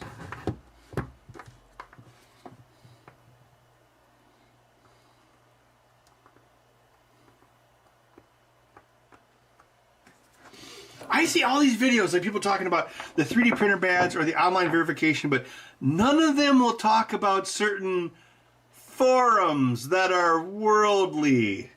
It's like they're all still afraid of being called conspiracy theorists, even though it's beyond obvious that they're all real. I'm not afraid. Fuck it.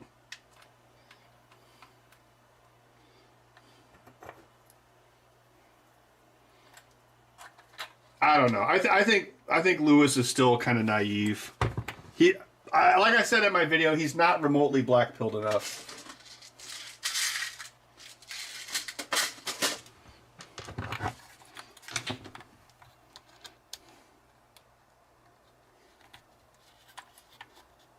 Vinegar fries?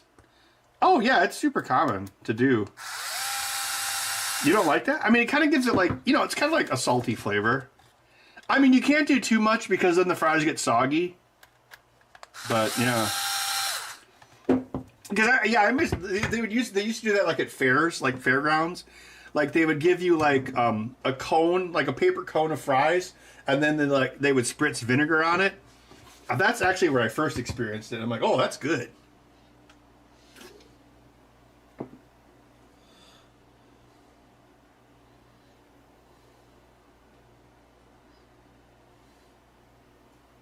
Last soldering, you had to shake so bad it's painful to watch.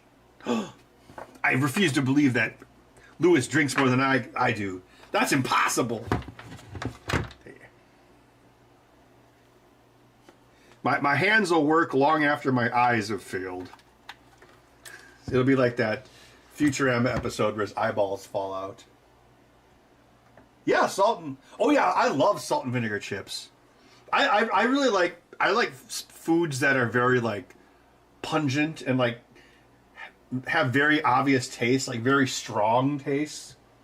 Like yeah, salt and vinegar fries are great. Our chips are great. Let's make sure these work too.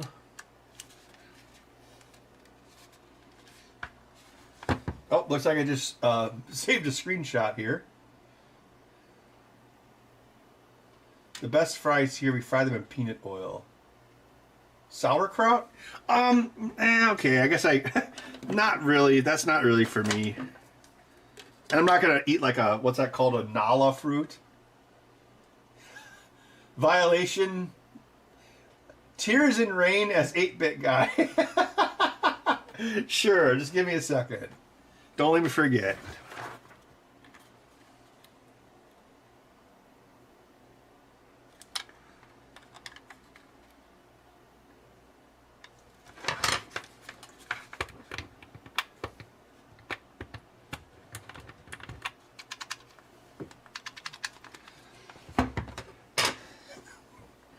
I've seen things you YouTubers wouldn't believe. Paper clips stuck into the power ports of rare computers. Electric cars on fire while on road trips. Frozen pipes because none of us use insulated walls. All of these moments will be lost, like Ram in Rain. Time to concealed carry. That's my impression of the soundtrack.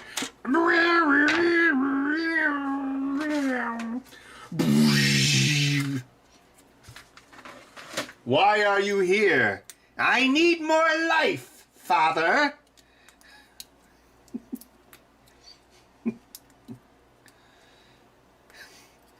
Quite the thing to live in fear, isn't it? Now you know what it is to be a slave.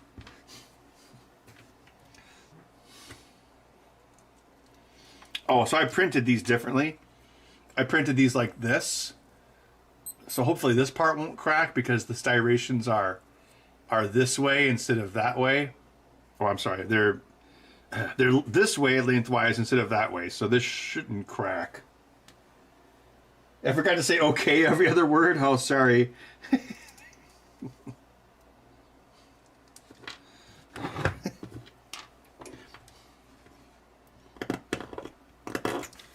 You walk into an arcade. You see an arcade machine of Attack of the Petsky robots. There's no money in it. What do you do? I would be very sad. All right. You walk into a state. You find out that the state does not allow concealed carry. How does it make you feel? I would alert the authorities. Okay. You're driving down the road in your electric vehicle. Suddenly the battery dies. And you realize if you had a gas vehicle, you could refill it anywhere you wanted. How does it make you feel? I feel totally justified in my purchase of an electric vehicle.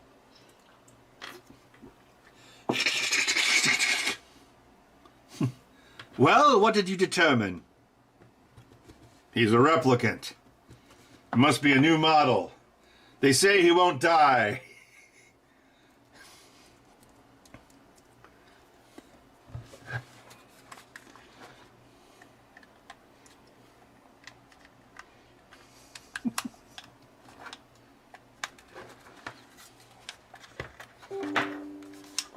You're getting a lot for your tears and rain money. Yes, it's money well spent.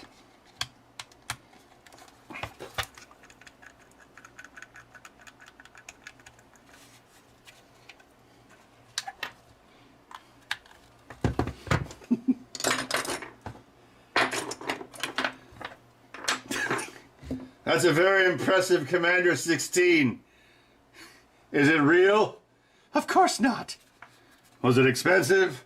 Very. If only you could see the things I've seen with your overly complicated 8-bit computer.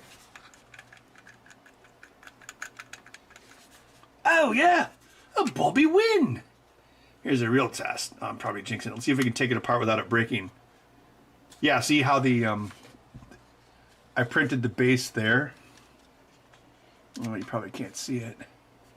Because normally I print the base here, but then what happens is the layer lines go this way, so this cracks. But by printing this at the base, the layer lines go this way, which gives it strength. So the direction in which you print things actually can be important, because that's how the force is applied.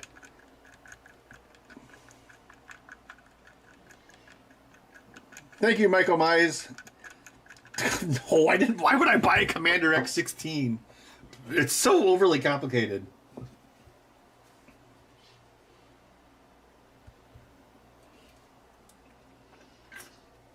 Yeah, Stranger Sound. As I mentioned in my video,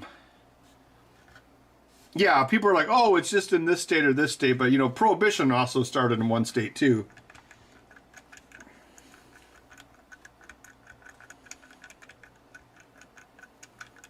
Or the Confederacy.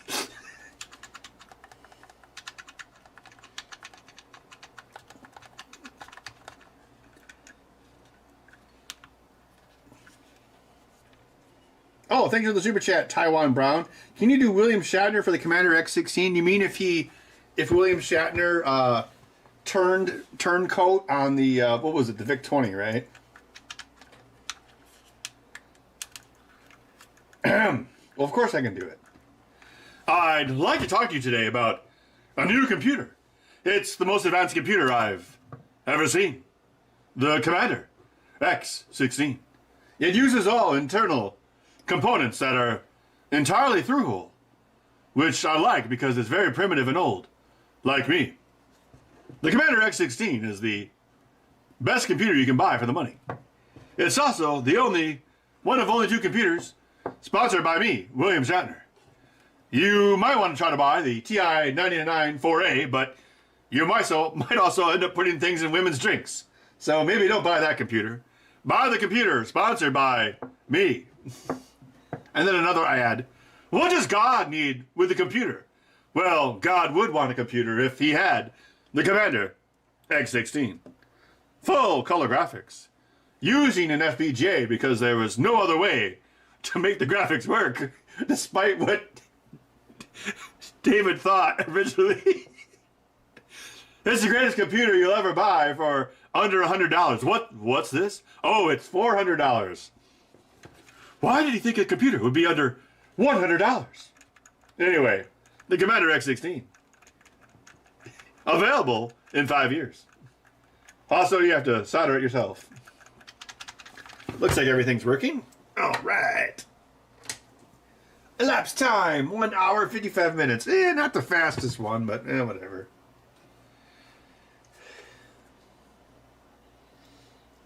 DLSS X Pro Slop filter. Oh yeah, is that the thing where they're talking about like? I know. I saw some things online like they call it like AI romance slop. Or I don't know. I'm already sick of the word slop. I mean, I get it, but I don't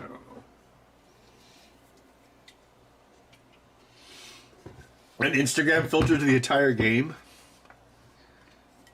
Yingling, proudly family-owned since 1829, joins America's 255th celebration, honoring a shared legacy of resilience, independence, and pride.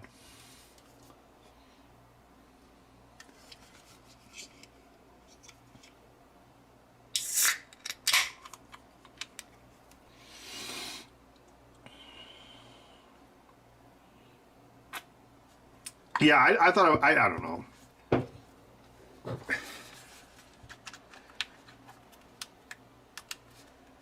I'm sure plenty of people told, myself included, told David that some of his ambitions for the Commander X16 were not realistic, but he didn't listen. I'm sure, you know, if he would have listened, he probably would have saved a lot of money and gotten it done a lot sooner. The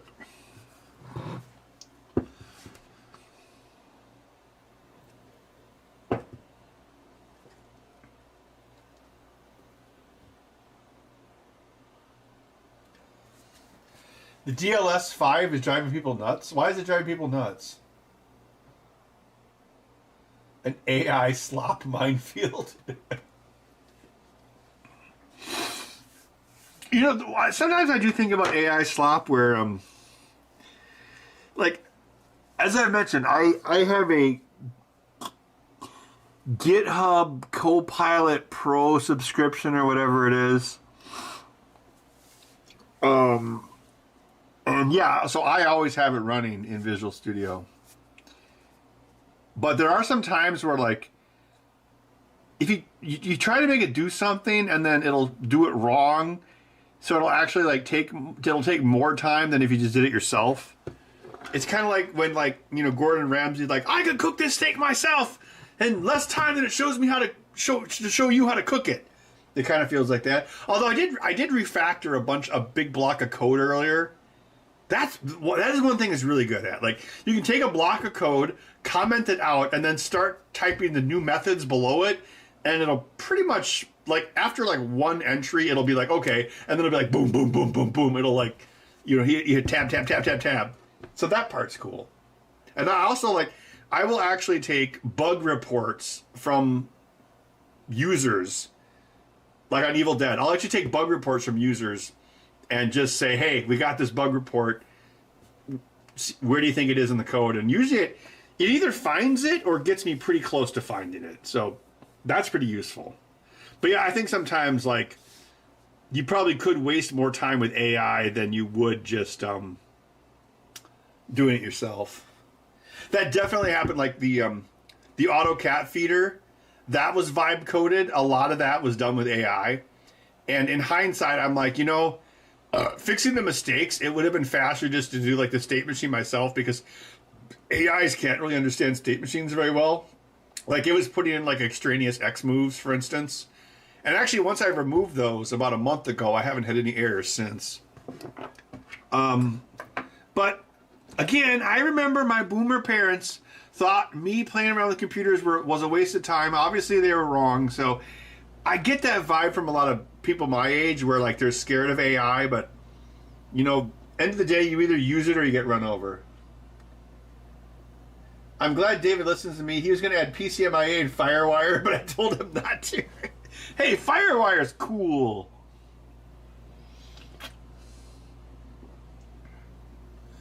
Oh, you bought a case of Miller? Wow. I hope you like it.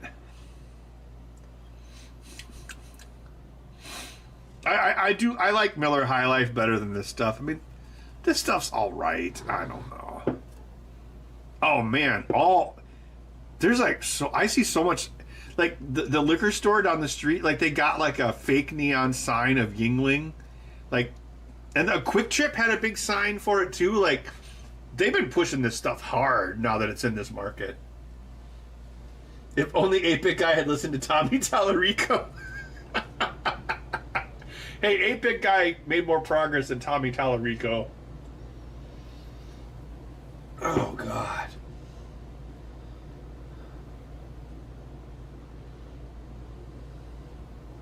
The Commander Amico X16.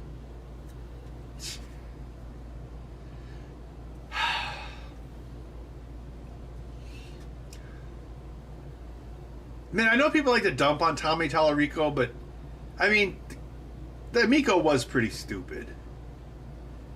I mean, I don't know. Tommy Tallarico should have just kept making awesome soundtracks.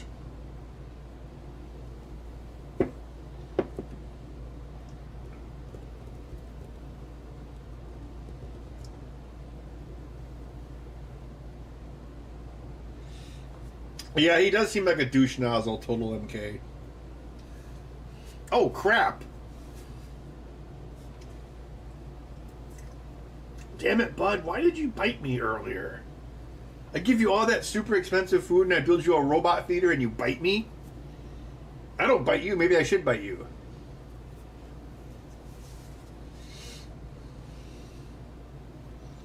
Oh, yeah. He did the Genesis Aladdin soundtrack. That was also him.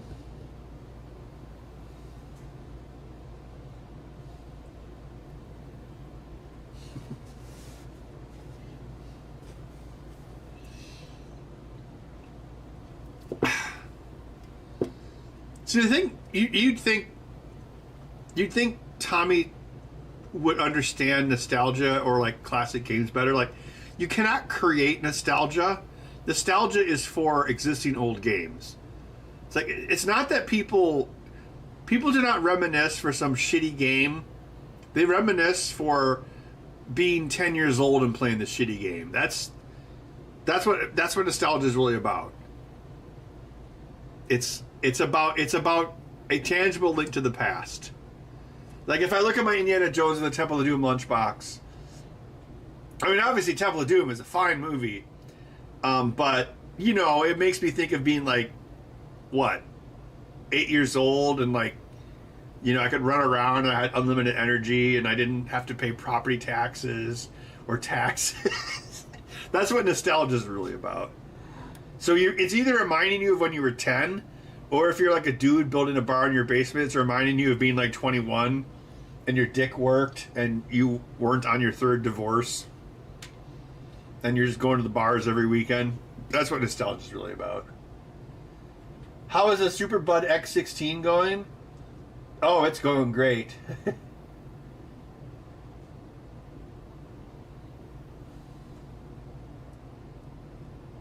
Oh yeah, Frogs and Flies was great. I don't know, like I like. Well, I didn't do any snow blowing until after work, because they called off school. So, well, actually, someone plowed my sidewalk. So my life hack is if you go to like snow blow your sidewalk. Like if I do it, I will snow blow like 3 houses in either direction. And the reason you do that is so on days like today, if some old geezer wakes up at 5 a.m. and does it, they'll do your sidewalk. So yeah, I woke up this morning and my sidewalk was already cleared. I mean, there were no kids on it because school was canceled, but so yeah, that's my life hack. Oh, anyway, so after work, I go outside and I start snow blowing my driveway, and then of course the end of the driveway. So anyway, I come back in and I'm tired, right? So I just like lay down to like take a little rest, and you know, Bud's like snuggling with me. He's like super cute. But yeah, it's so crazy. Like he'll be like super cute and super nice and snuggling, and then all of a sudden he'll like try to bite my shoulder. Well, he always goes for like bare skin. So this will protect you, but if he sees bare skin, he goes for that because you know he won't go for your shoulder. So that's when he got me.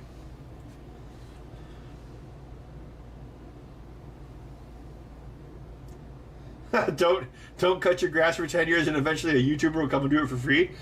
That's not a bad idea.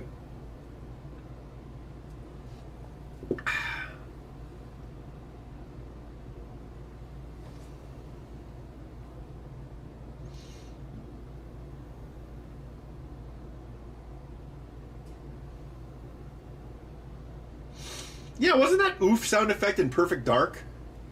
Which was like way before Roblox or whatever the hell Tommy talks about.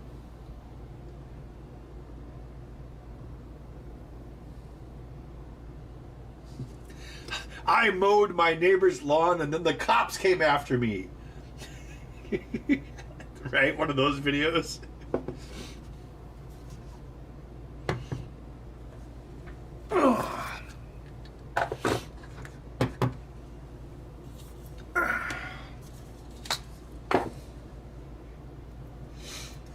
Do I meet up with fans? Well, I mean, I have a workshop next month.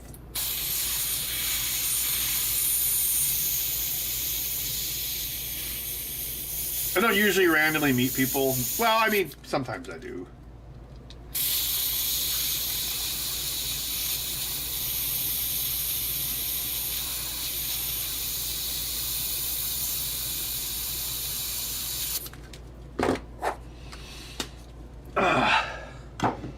But yeah, like we're doing a workshop next month at MGC, so people can sign up for that, and then obviously, you know, that's like a 4-hour thing.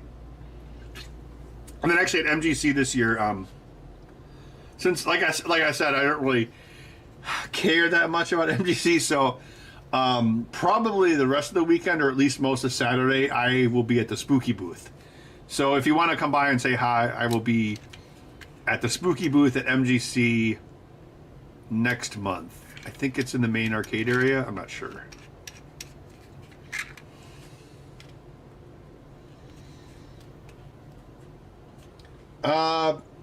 Yeah, actually, Felix visited. Felix stopped by not that long ago, maybe like 3 or 4 months ago, and we hung out for a while. Allison, God, I think I probably should hang out with Allison sometime. I think we were talking about doing another bad movie night with Max. Although, like, Allison has 2 kids now, Max has 1 kid, so yeah, once people have kids, they don't have as much time. Well, yeah, Bud burned up all his energy biting me earlier. No, this is usually what he does this time of night. He was being kind of like meowy and loud this evening, so maybe he burned up his energy. Oh, GoldenEye. Wow, yeah, that's even older than Perfect Dark. Yeah, I thought I remembered it from like one of those N64 games.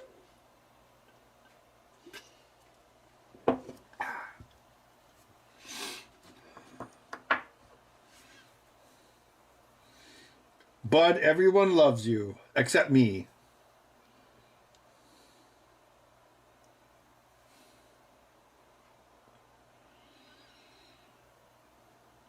Yeah, I'm surprised Bud hasn't like started walking around and whining like, time to go to bed.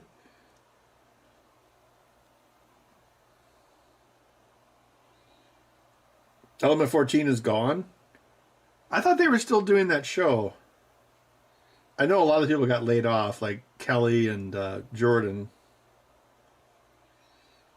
I think Felix is like an arch guy, if I recall correctly.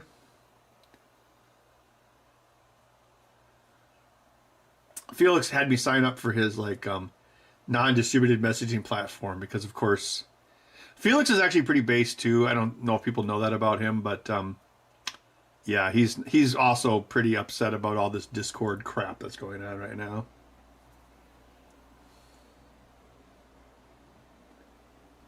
Remember, Felix is also a Gen Xer like me, so he's like old school 70s guy, you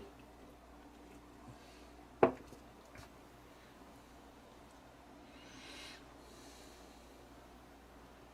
Squish that cat.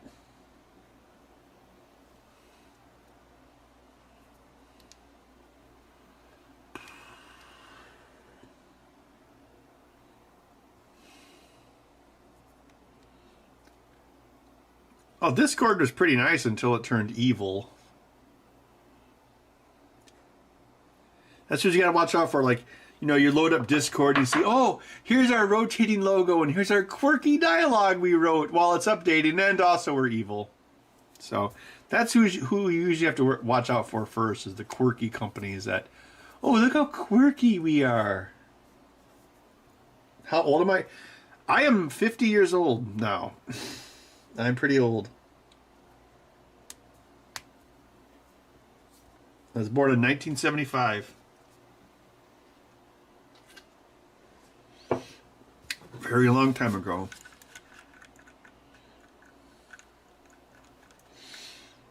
No, I mean, I think Discord as an app, it's great. It's just the company is freaking evil.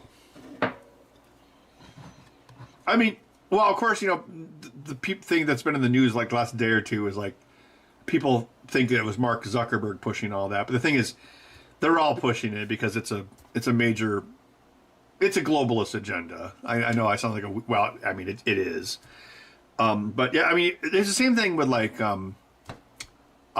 state sales tax. You know how like you know you didn't used to have to pay state sales tax from other states because we're a republic, not a federation. And a lot of people think Amazon pushed that because Amazon can easily deal with all the bullshit of like multiple state tax codes, but smaller businesses have a harder time with it. So by pushing that law, companies like Amazon can benefit because they drive down competition. Same thing. If Facebook already has all of the infrastructure to force digital IDs, because that's what it really is about digital ID, not your ID. And it's not about the children. So if Facebook already has all of that infrastructure set up, they can have even more of a monopoly over the dead internet. I mean, even now, like so much of the internet is just like dead. I mean, even Google, like Google is basically just Reddit now. So like the more you funnel everything into like fewer and fewer channels, the more you can control it. And by making it harder for smaller websites and channels to operate, that means more traffic is going to be driven through you. That's what it's really about. Of course, it's not about kids. New Xbox One security bypass? Oh, I did not see that.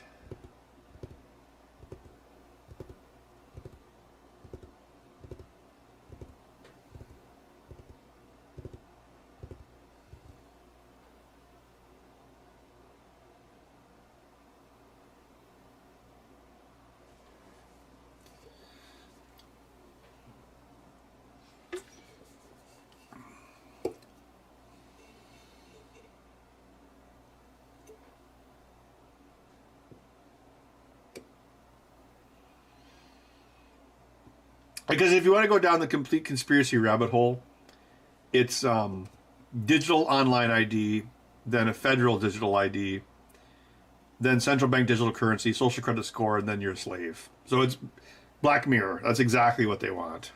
And I mean, they make presentations and publish them in 4K saying that's what they want, and people still don't believe it. I don't know. I think if you don't think that's happening now and by looking at all the pieces, I think you're blind and you got your head in the sand and maybe you're scared and don't want to admit that it's possible.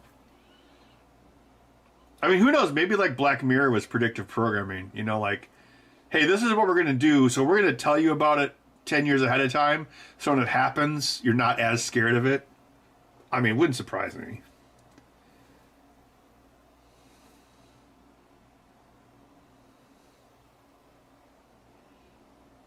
I mean, I even think the huge immigration, I don't say push.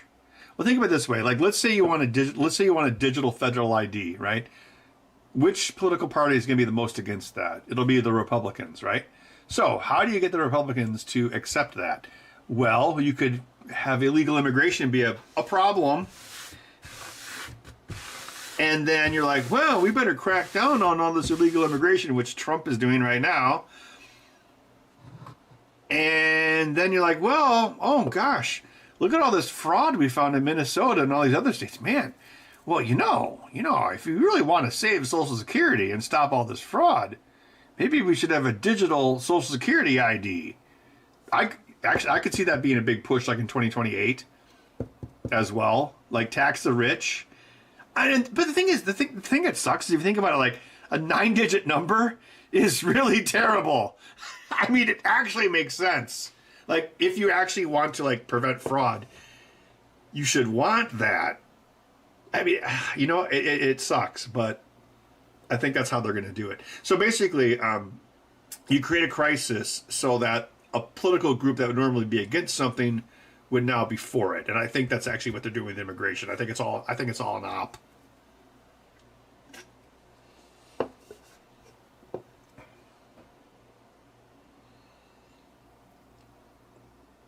Well, I mean, Social Security numbers, they're not entirely random. Like, I think they're more randomized now, but for a very long time, like the first 3 digits are where you were born, for instance.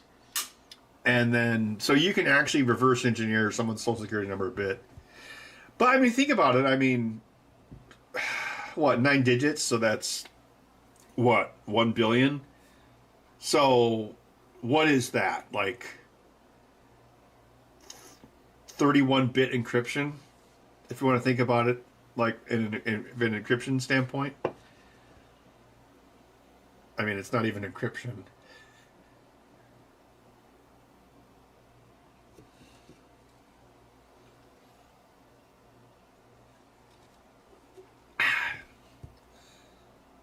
So it starts with Discord, but what they'll do is they'll basically just make the internet unusable unless you plug in your ID. Yeah, so. And also, another thing I see people say is like, oh, well, we already have a federal ID. We have a real ID. Well, I don't have one. Like, I still don't have a real ID. Like, I need to either renew my passport or I don't want to go back to the DMV for another 5 years at least. But a real ID is just a state ID that has the same onus as a passport, which I actually think is too much of an onus. Like, I believe in, like, secure elections and whatnot, but I think a birth certificate for a driver's license is kind of stupid. I mean, I think that's too much. I mean, I can see why you have that at the federal level, because for a passport is technically a federal ID already. But, again, like, the federal government controls our border. So if the federal government's like, hey, we want to prove you're a citizen in order for you to egress or ingress from our country, it actually makes sense, because we're like, hey, we want to make sure that you were actually born here to get your passport. So there, I would say there is more jurisdiction because it's the federal government. But at the state level, it kind of sucks. But yeah, so if you have a real ID, that's not a federal ID. That's a state ID with federal levels of proof.